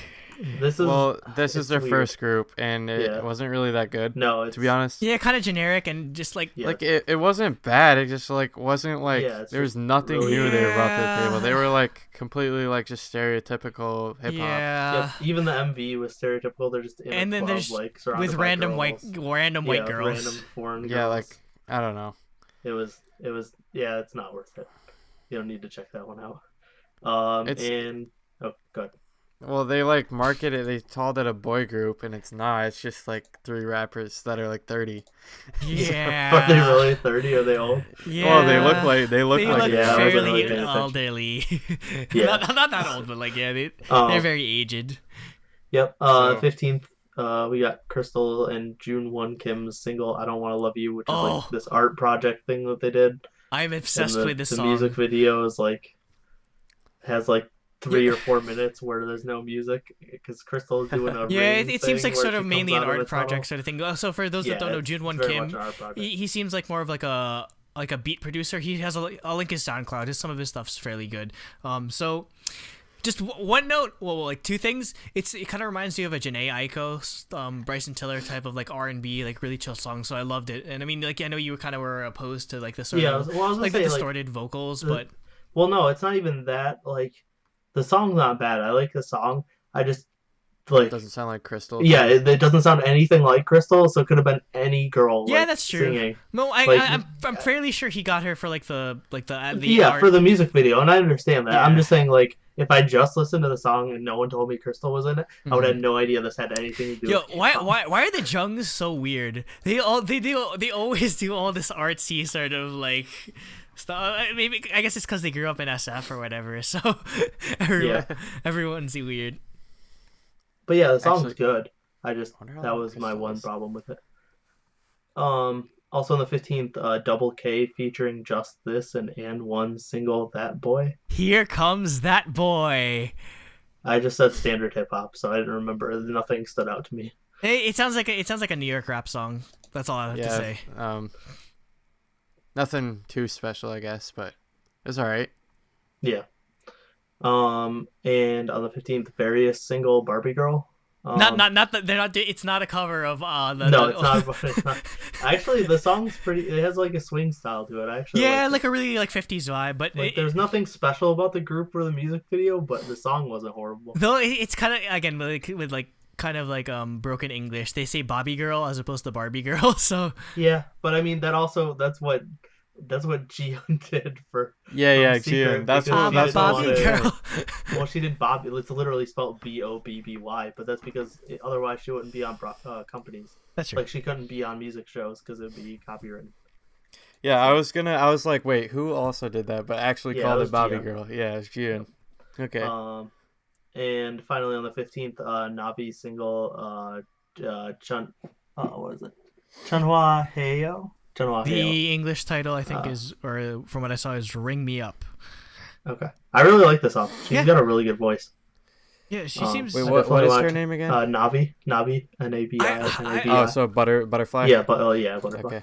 Yeah, actually, no. I really like this song too, mostly because she's the one singing and playing the piano. Like, yeah, she plays the very, piano during she's very talented. Like, it's not just like easy chords or whatever. She's going in on that song. So, for whatever reason, I don't know why, it only has like 300 views. Like, I don't know if she's just not getting exposure. This was one that I had like trouble finding, so I don't know if this is actually. It says it's an entertainment company, but I don't know if it's actually like. It seems like it. It seems like it. Maybe. I guess they do have other music videos. That's true. Because it's a produced music video. So they only have 1,000 subs, and they joined. I guess they joined in May. Wow, they've been around for a year. I don't know. Yeah, but she's really good. She's actually I've heard of her before. Oh, I haven't actually. So she's like I think she has some stuff that's. If it's anything like this, I'm definitely willing to look. Yeah, I'm definitely. She's this is one of the ones I marked. Like somebody really just gotta get her exposed because she's pretty talented. She's pretty talented. Just be careful, don't stand her. She might get disbanded. She's not in a group. Wait, is she in a group? Yeah. No, it's just. It's just her, right? Because why would they give her a stage name like Navi if it was just her? Okay. I just had to cry about the arc again. Next, we've reached the end of the list. 16th of February, Card Don't Recall came out. Nothing else. Nothing else of any consequence needs to be mentioned. I think we talked about it for 30 minutes. We don't need to talk about it more. Go listen to it a million times. We made that. Listen to it a billion times. We made that playlist that's just like Card and twice going back and forth. Yeah, so just spam that playlist if you'd like. Yeah, we have a public playlist on our channel that's just Card and Knock Knock. It's Don't Recall and Knock Knock back and forth 30 times. So play that if you want to up their views. Also, go on the black market and buy bots that spam views on Card's music video and make them famous. Although their views went down a lot, so I think YouTube cuts those out after a while. Because they were at like 6.9 and they dropped down to like 5.9. I didn't know YouTube Wait, ever seriously? did that. Yeah, they dropped a lot. I didn't know they delete views. Yeah, I've never heard that before. They dropped a decent amount, so it does happen. Interesting. 16th still Kim Jin Ho from SG Wannabe's single Graduation Picture. Oh, this is a really nice MV. Really nice. It's a ballad. Yeah, so like the MV was cool. Yeah, this the story of like him and his like childhood friend and like they kind of separated or yeah, it's all like animated. I feel like that's one popular trope in K-pop or I guess Asian music in general. It's just like childhood friends. Graduation and yeah. Oh yeah. Graduation. There's a lot of graduation songs. What I really like is like there's a picture of him in his childhood, like because most of the music videos in animated style, but towards the end, they sort of start to like transition the animated style to the actual like pictures that he had. And at the end, there's a picture of him with his childhood friend that he took in this year. So it's really cute. Really, go watch the music video if you want to cry. Yep, that's a ballad. It's good. And MC Mong featuring Hogok single Band-Aid. That's R&B. Hogok is like everywhere too. Yeah. It's okay. He features a lot. Yeah, it was an R&B song. It was decent. 16th, Evan from Click B's single Daydream featuring An Cho Young. Yeah, I never even heard of that guy. So never heard of either of these people. So it's okay. Slow ballad. Yeah, it was a duet. And Awesome's debut single Topping Girl, which we'll talk about. This is nothing's gonna top Wari, but this is pretty close. I didn't think it was that bad. It's not that bad. It's a standard girl group song. There's nothing special. No, there's like a random ass key change. Wari. Like the chorus has a random ass key change for some reason, and somebody like the music video is just in their practice. So the music video is just a dance practice video. And somebody forgot to unplug like the fan or something. It's like the wire still in the background. I didn't know. I'm just like, oh Lord, this is. But okay, you can't fault a company that literally has doesn't know what they're doing. And no, they No, have 300 views. they have or whatever. 38 subscribers, and their first video was this MV 2 weeks ago. So their company is like completely brand new. We almost have as many subs as they do. I feel bad. They actually have another song too on there. They have another MV, well, like dance practice MV song thing on their Oh, channel. wait. I don't know if you listened. There's a Moribulto Baikagachi in this song. Yeah, oh, Like an definitely. evident, like Yeah. a clear as day Moribulto yeah, Baikagachi. it was up there. It was up there with Goo Goo Dolls.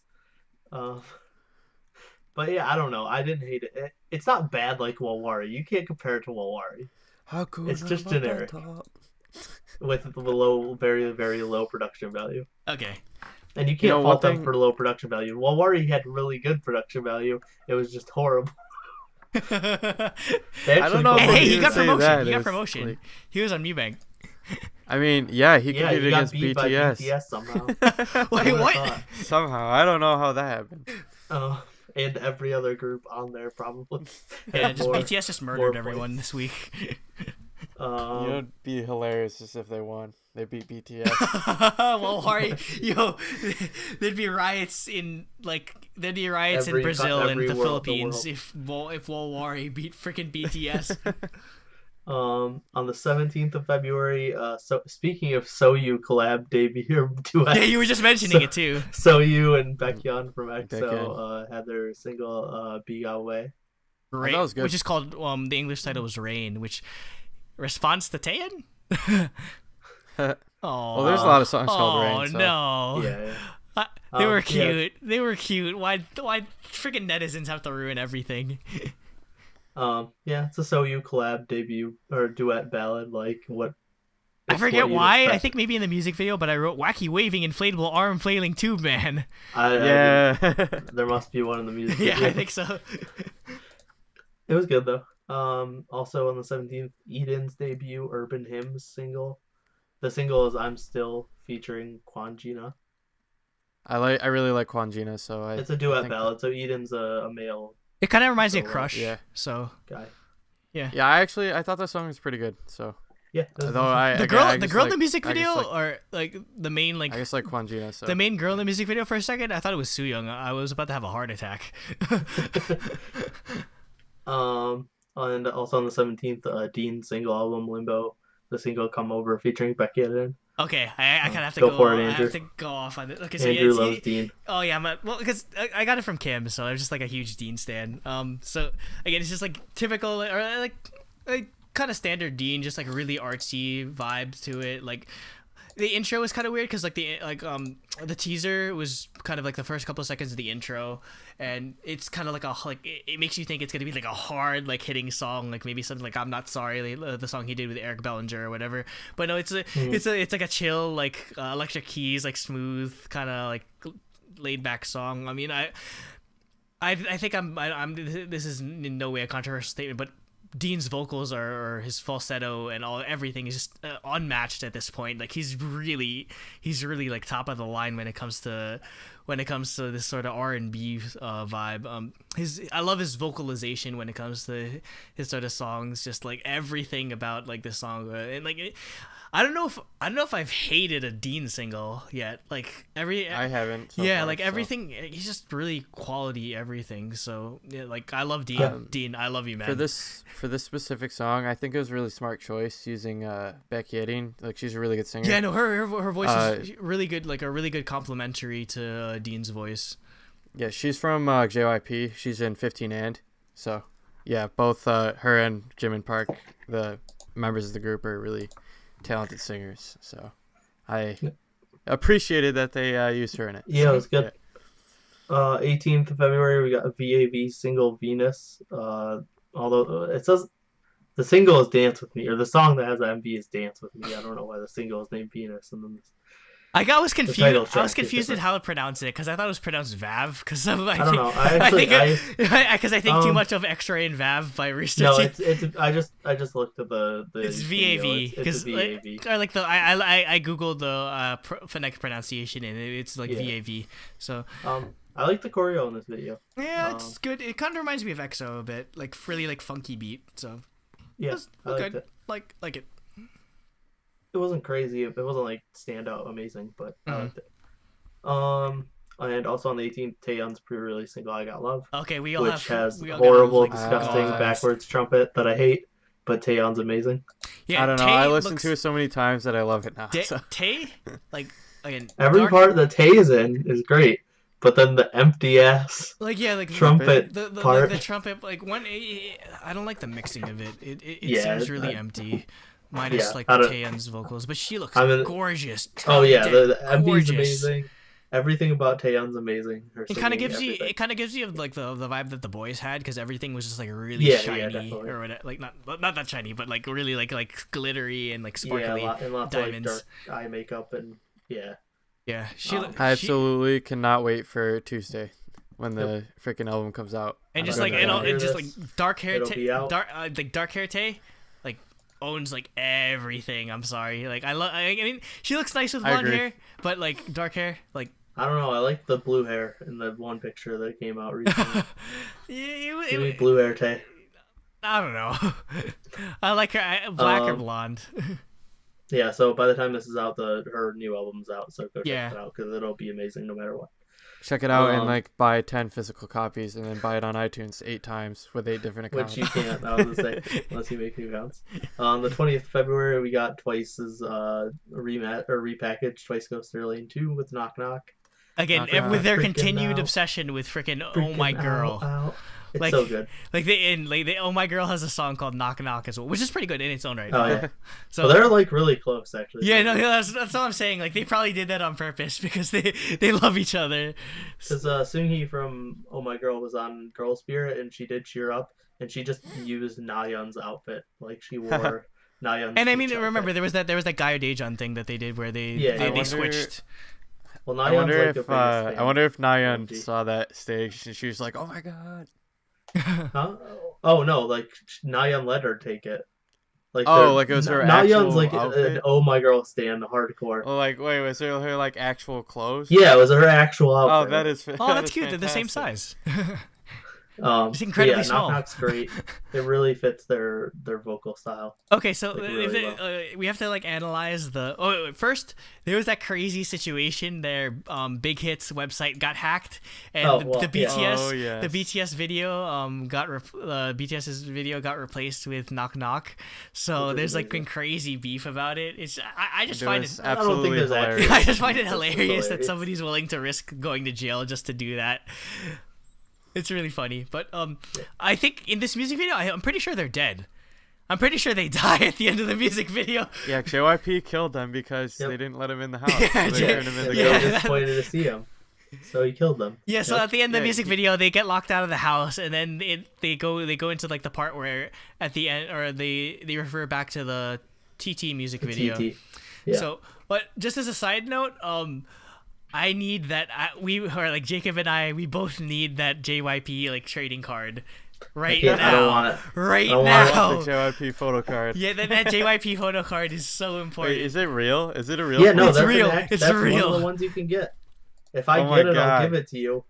photo? Can I just have JYP on the album cover too? Just like him, like have like a whole JYP set. JYP twice set. Also on the 20th of February, Han Hee-jun's debut single, "Think of You." It's a ballad. That's all I wrote. There was a funny comment on the YouTube video. Someone was like, "Is this where they Nothing stood out. filmed Bermuda Triangle?" Because it looks exactly the same Does place. it look a lot like Bermuda Triangle? That's pretty funny.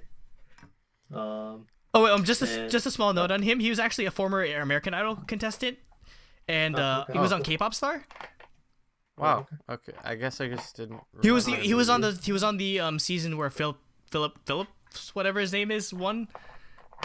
Oh A yeah. guy Yeah. named Okay. Philip Phillips won. I forget. Wait. Yeah, he had like one song that was popular. I think it was called "Home." Yeah, no, his name is Philip Phillips. That's ridiculous. Why would you name And your no, kid that? there was so much salt because okay. Is that a stage name or is that No, actual that's his name? actual name. There was so much salt because there was a Filipino girl that was in the final two with him, and Okay, so she lost, yeah, even though the 'cause- Philippines yeah, because like hacked the it. two biggest tropes when it comes to American Idol is either it's a white guy with a guitar or a Filipino artist that's popular because everyone in the Philippines makes hella fake accounts and rigs the voting system because American Yeah. Idol has no rules. So, yeah. He got eliminated fairly early, but no, he's pretty good at singing in English too. And I mean, like Jennifer Lopez seems to like his music, so it sucks he never got. Well, I mean, again, there's only so many people that got to say that they made it to a final group of American Idol. So I mean, props to him. I hope he does well. What do you get into, like top 10 or Yeah, something like that? usually like Top he made it to like the actual like where like they start eliminating people via results. So That's good. It's cool. And also on the 20th, Cheese single "Love You" which is a ballad, and apparently really cheesy MV. Really Like cheesy their MV. name was Cheese. Like And Well, so it's just breaking it news. was a that- group. Yeah. Go ahead. Oh, you can go ahead. You can just. Apparently they like announced like a couple weeks ago that the guy left, so now it's just a girl. Like, Yeah, they were solo a artist. duo group, but yeah, apparently there's because if you listen to the song, it's just the girl singing. I forget her name. I'm quite honest. Or but the guy's So now it's the guy's a name girl is named guy, Cheese. his name is Cloud. Like straight up, that's just the Oh, stage yeah. name. Oh, wait. His That's name's the Cloud. one. Yeah, that's the one Is- that people are rumoring is dating. Becky Haring. Yeah, and yeah. Although she Yeah, denied okay. it. Wait, she denied it? Yeah, Was he? Oh, okay, is he a never former mind. soldier? Is he really like? yeah. Is he really cocky and has a bunch of spiky hair and carries a around giant-ass his sword. dead friend's sword? I don't know. Yeah. But, On the 20 actually, no, go. The song itself was cute, but like yeah, and also just like a side note, I love maybe this is just like my moe or whatever, but like the girl in like the girl in the music video, she had like a shirt like tied like bun like maybe kind of like mine, bangs, and like her ears were like kind of like visual. Oh, so cute, such a cute girl. Maybe that's my like favorite like visual style, I guess. On the 21st, Hwang Jiol and Sogi from Red Velvet had a collaboration single. Let's see, it's Namnyani Ondoji. Our Story? Ondoja. Okay. No, yeah, that makes sense. It's featuring Cassie. And yeah, but it was okay. I mean, I obviously I like Solgi, obviously. Yeah, it's an R&B duet. Who doesn't like Soul? It's But another like the rap kind of felt style out. collab. The rap kind of felt out of place. Yeah, I can see that. I think Cassie did a good I job. agree, though. yeah. Yeah, she did good. But yeah, I do. I think it did feel a little weird. And next up on the 21st is my girl, my son, Solar. Solar's Emotion Part 4. You Give Me Happiness. So Really, Solar Young is, son. a really project single adorable music video. thing. I love this. I love Solar. There's just like She's really the best. cute baby pictures of Solar, and she's just so freaking chubby, like all Asian babies are. And Yep. and also there's like obviously it's meant for it's a tribute to her parents, like for Yeah, at the end she says "Oma Apa Saranghae" or "Kamsamnida" or whatever. yeah, like it's really cute, and like I'm glad that Solar has like was able to find success, like after like because obviously like everyone has their stories of just like with their parents supporting them, even like this crazy dream of becoming like an idol or whatever. So really nice song, really like heartwarming song. Yep. I mean, there's no way Solar wouldn't have could become popular. She is so good. She's gorgeous best. and she can I love sing. her. She can Dude, sing. she can You sing. guys gonna have Hwasa and Moonbill out. I'm sorry, Hwasa is my Hwasa my lord and Solar is the savior. best. Her thighs can cure world hunger. I'm sorry, Pure world hunger. Oh my because they God. thick with double C's. Well, we'll never have Hwasa on. Oh no, I'm sorry. I'm sorry, Hwasa senpai. I love you. Please. And on the 21st, It was not meant as an insult. Yeah. On the 21st of February, Sani single "What If." Okay. I liked it. It's Actually. it's I thought kind it of was- red. It's like really colorful, like jazzy MV. Why is the girl wearing a Bills jersey? Okay, so there's a Hey, that's my country over here. Where I live is Bill's country. there's The Bills- trivia to this song that you guys probably didn't figure out. So This is a Burger King ad. Yeah, because I was just like, wait a second, This why is a is song for Burger King. why is Wait, he they mentioning actually Burger made it King? like that? Yes, that's why he talks about burgers, and it says "Have it your" or not "Have it your" or what's Burger King's line? Yeah, have it your Have way. it your Yeah, way. have it your way. That's why he says it. Like, this is a Burger I King didn't ad. realize That's amazing. That's I found that amazing. out 'cause, yeah, I was searching around for it. I was like, oh my god, this is awesome. This is a Burger. The song itself is pretty cool. It's like a Yeah, it's like a song, jazzy. it's It's like song, it's like, it's Sandy. colorful. Yeah. So I liked Burger how King there's ad. like it was like a ball pit in the music video. It's kind of weird. yeah, just like a Well, it's they're in a a Burger King. That's why. yeah. Well, Burger King doesn't have a ball pit. McDonald's They used to have might them, have but used to, Yo, yeah, got rid I of don't them know. everywhere. The ball pits have a bad reputation Well, yeah, on 'cause Tumblr. Oh Yo, yeah, you get the- pink guy and there's all these gross little kids swimming around ball- in it. Yeah, don't go. What is it? DashCon? Oh god, don't go. Oh yeah, that's We should revive DashCon just for shits and giggles. The 22nd of February, Boyfriend's Japanese single "I Miss You" came out. It's J-pop. Why? It's boyfriend, What's it's with J-pop. what's with Asian or like J-pop, K-pop or whatever? What's with like music videos and destroying CRTs? Why do they insist on destroying like you know how many people could use those in Smash tournaments for Melee? Like you know how many little like you know I was how gonna say hard- because no one uses them. It's like save this hashtag save the CRTs. Like if you don't need any CRTs, you just send them to me. I'll run a Smash tournament with them. But the song kind of sounds like you'd find it on Big Bang's Alive album. That's all I have to say about it. It's J-pop. I could actually see that. And Shiny's full-length Japanese album 5 with the single "Get the Treasure." Amazing came song. out. It's Shiny J-pop, is what I wrote. Also, Key looks like a hella anime character with the freaking iPad. He looks like freaking Seal from Black Butler. If you know who that is. That's like such an anime trope too, like the iPad. Yeah, he has the You iPad. guys just, if you want to make a character edgy, you just give him an iPad. Yeah, there's a really good anime Chunibyo, Love Chunibyo and Other Delusions. It's just like you like it kind of plays off the trope of like the really like cringy, like you're like stuck in like 8th grader syndrome. Chunibyo, that's what it means. So like they think they have like superpowers and everything, but you know this MV is amazing, or like the song's good. Like I don't think I've ever had like heard like a bad shiny Japanese release. So like it seems like whenever they make stuff for the Japanese market, they're pretty on point. Yep. Still on the 22nd. Tim single "Beautiful." It's a ballad. I'd never heard of him. Why Tim? Is that his actual name? I don't know.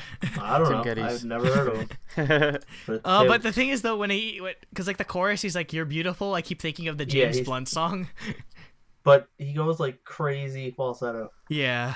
He has some pretty ridiculous falsetto. He has a pretty good singing voice, but the song was okay.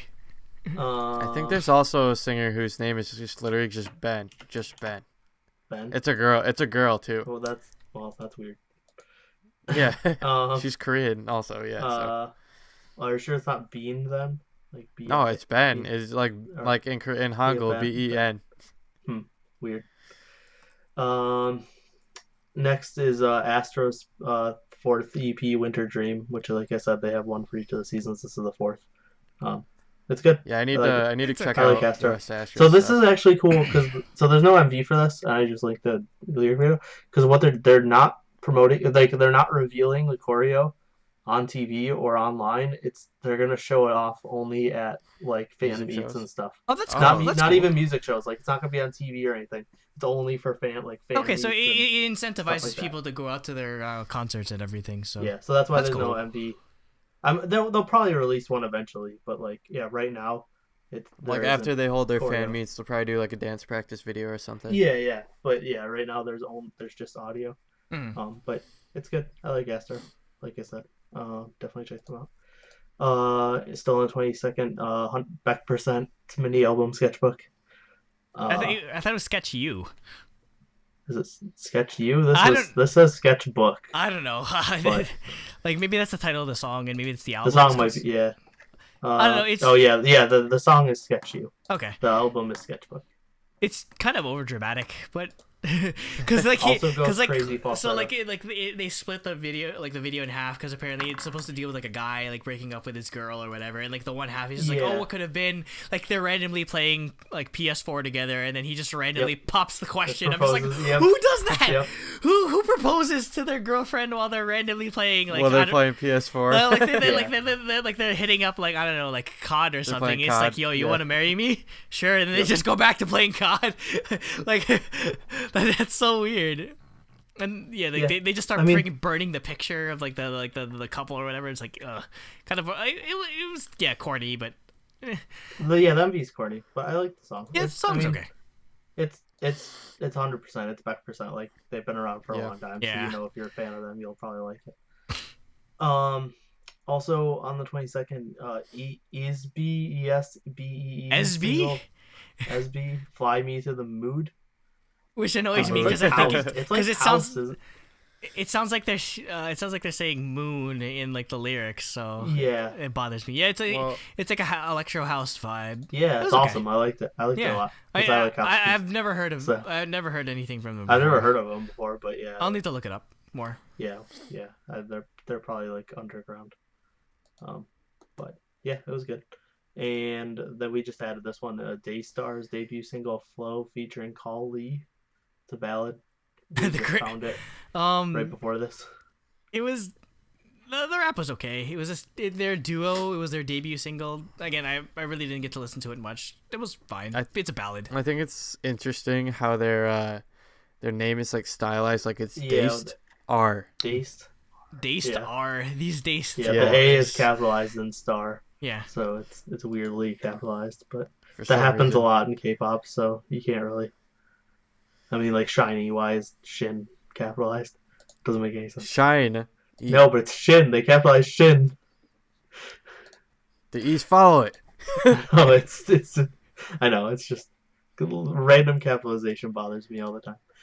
And then on the 23rd, Chanyeol and Jungkook collaboration, "Let Me Love You." Oh, I love this. I love. I really like this. Jungkook and I really like Shine. Because if you so, want, yeah. because the music video is just a That'd be crappy weird. Super Sentai knockoff.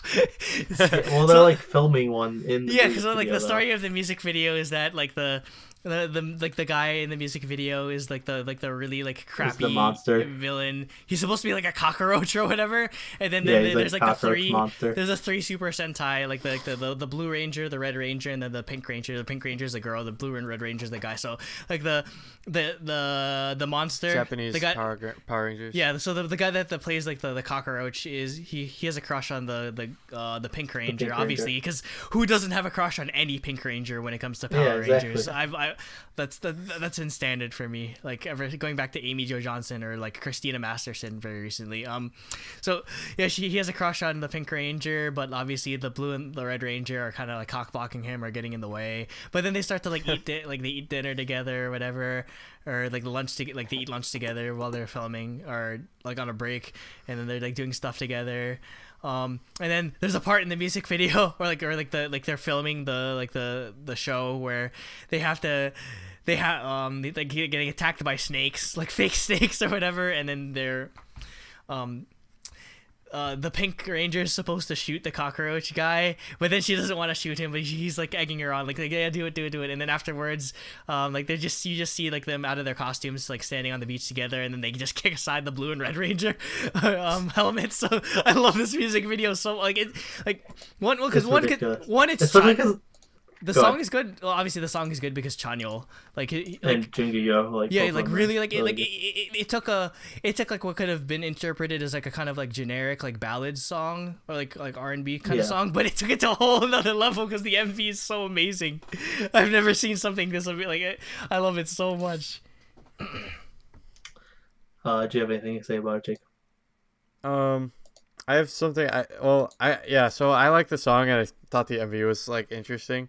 Yeah, I that's guess, the word I would like, use. so, like- I thought it was interesting. Oh, just I looked way too much into this, but someone on Reddit named the number is 23. Apparently, the girl in this the main girl in the music video, her name is Yeon Yisu. She was supposed to debut in G-Friend. Oh yeah. I read that on. Where did I read that? Was that on the Where did I see that? Was that on the spreadsheet? No, he wrote that into chat. Yeah, no, Oh, I wrote okay, that in okay. the chat, Yeah, that's and where I read it. she's debuting in a girl group named Heart sometime this year. So yeah, she's really pretty. So I followed her on IG because That's I cool. need more of her in my life. Oh wait, but you don't even know who G-Friend is. Yeah, I don't know who You G-Friend even is. know who G-Friend is, so. Okay, next one. Yeah, so We're almost there. Yeah, We're so I almost guess there. the only thing I'll add is if you like Junkie Go, check out his song Nocturne because I love it. So yeah, it's just not this month. I just wanted to recommend it because I love his song. Yeah. Also on the 23rd, Gabby NJ's single "An Obvious Melody." I actually like this song a bit. The name's kind of weird though. Like, I was like, Gravy, New Jersey. Like what? Well, apparently they've been around since like 2002 or something with like Yeah. rotated members. This is their first comeback after a long time. Yeah, kind of had But- the song kind of has a Latin flavor to it. Pretty cool. Yeah. Pretty cool. The like choreography and like clothing and stuff is like old Wonder Girls or Miss A. Yeah, like really Like it reminded I- me a lot of that. Yeah, like sort of like late Tell Me 2000s. Nobody or Hush. So it was pretty good. I liked it. And then Yoon Junction and Zico's single Wi-Fi. So I guess Yoon Junction's doing a monthly project song thing too. Because that's what Everyone's jumping on that station bandwagon. And Yeah. Yoon Junction's like a pretty famous producer. I didn't like Korean it to be completely honest because it Uh, felt like it didn't need to be an EDM song. I don't know. I liked it because I liked that part of it because it was like a ballad, but then there were these like cool Or EDM like effects. there was like there's parts with vocal chopping. But, like I love vocal chopping as a technique. It's just they did vocal chopping when it was just like one note, so like one sustained like note, so it kind of felt empty. So I don't know. I mean, like Zico Yeah. wasn't bad, obviously, but Well, I just liked it because it was a ballad, so it was weird Okay. that stuff was in, and it was different. But yeah, I could see why you wouldn't like it if, it's, yeah. Did you listen to this one, Jacob? It like just came out today, so. Yeah, I didn't get to this one because I did Okay. the list like a couple days ago. Yeah, or yeah. yesterday I think. And then for the last two, Subin from Dalshabet came out with two songs, Circle's Dream and Strawberry. oh, both of them. I I'm- love both of them. Both really good. I'm actually planning on watching these afterwards. They're really after unique. this because I heard you guys are being like, Sir- oh my god, I like this. Sir, well, you prefer Nate. You liked Circle's Dream better. I like Circle's Dream better, yeah. I kind of preferred Strawberry mostly. Like I'm a sucker for like beautiful like piano ballads because Yeah. her voice is amazing. Oh yeah, they're both really good. I love like I kind of love the red accents that both music videos had as well, and Yeah, also yep. like the But as for Circle's Dream, it kind of reminded me of Awu by Lim Kim just because like the vocalization or whatever, and I love that song. So All right, I have to. you look have the to song listen to up it. And then, there's like a definitely, 'cause I love there's there's playing like with really she has like a weird dance and like she does this. She's like dum da da dee dee da da da. It's like it's kind of looks stupid, but it's really catchy. Yeah. Yeah. It just sounds like, yeah, like I said, it's really unique. It doesn't sound like anything out there. It almost reminds me of an Utada now. Hikaru song, to be completely honest. Yeah, you're right. It does sound like a Yes, which Or- I'm a huge sucker for her. You know that. Yeah, that's probably why I like it so much. Yeah, so It's I a need lot to like I need to BT keep it locked on her. So like Yeah, really. she apparently Subin had they had a previous solo debut, so I didn't realize that. So I'll have to go check that Yeah, out. amazing. So like yeah. So that's the end of the list, and we've been recording for like 3 hours. Yeah, we're Yeah. at 3:01 right now, so we should better This end is this. probably our longest episode. It is. I think a previous one was 2:30. like 2.5. Oh Yeah. my god. So, Watch we've been recording for 3 hours. Some of that was pre. Well, I mean, I looked at my Audacity thing and it's at 3 hours now. So Yeah. like brownie points if you listen to this whole thing. I doubt it, but yeah. All at of this our point, we don't have any 3 dedicated fans. listeners, but Yeah. one day. Oh, that somebody- VT, he listens. Yeah, You shout out to commented. VT. Got a suggestion. Yeah. VT, if you got through this, comment, please. And I the wanna and know the, that you get and the through other it. groups, Unpretty and Hot Pot. Yeah, Yeah, check it out. everyone who listens to us, we love you. All right. You're a beautiful person. Oh, and before we start the ending rigmarole again, just to remind, we're gonna have a vlog up for Hyuna in the coming weeks, and this is something that's actually new. At NJ Pack in Newark, they're filming an episode of King of Unmasked Yeah, Singer. King of Mass Singer or Masked whatever. Singer. Oh yeah, not Oh, they're doing Unmasked, it. They're doing it right in New Jersey. Yeah, they're filming an they're episode doing of a King of filming in Mass. LA and New Jersey. Yeah, so they're filming Wow. an episode of King of Mass Singer, and I bought tickets to it. So I'll see if I do a vlog for that. Again, NJ Pack is Probably kind of not. weird. I'll try, because I mean, the whole point of King of Mass Singer is like obviously that it's just like really like famous artists singing with the mask underneath. Or it's like an elimination competition. So literally, who knows who might be there? Like, Well, literally anybody. It's been Yeah, shown because exactly. like Mithra Jin from Epic High, he was on King of Mass Singer. Oh really? That's awesome. so Yeah, it like was who amazing. knows who might show up? I need to capture that reaction, or like my reaction, or like the whole crowd reaction. And then so yeah, these are in 3 successive weeks. It'll be Hyuna, King of Mass Singer, and then the week after is Hyorin. So hey, I'm gonna be fairly busy. So keep it locked for that. And if it does well, I'll probably do more of these kind of style of videos. Yep. And then sometime in the next month, Jacob has Taeyeon's album coming. I have Twice Ghost Lane 2, both of Gugudan's albums, Dreamcatcher's debut, well, re-debut, and then the card. So we'll probably do unboxings for all of those. So that'll be in the next like month though, as they need to be shipped from Korea. And some of them aren't out yet, like Gugudan and Taeyeon. So yeah, thanks for listening this week. If you did listen the whole time, Yep. and or if you're just watching Topic 4, even then, Which if you is got the through longest. this, Topic Yeah, 4 is it's like an just hour and a an half, hour man. and a half, yeah. so- So yeah, if you got through this too, congrats. Subscribe if you love us. Please. Give us a like if you like us, and give us an angry comment if we got something wrong. Yeah, definitely. Or if we compared your favorite group to a group you don't really like that much, then you hate us for Yo, it. shade. Even though it might have been a fair No, comparison. it's nighttime. You don't need that. You don't need that level. It's already dark enough as it is. All right, so until next week. I know. Bye. Sleep creamy. I'm tired. Oh.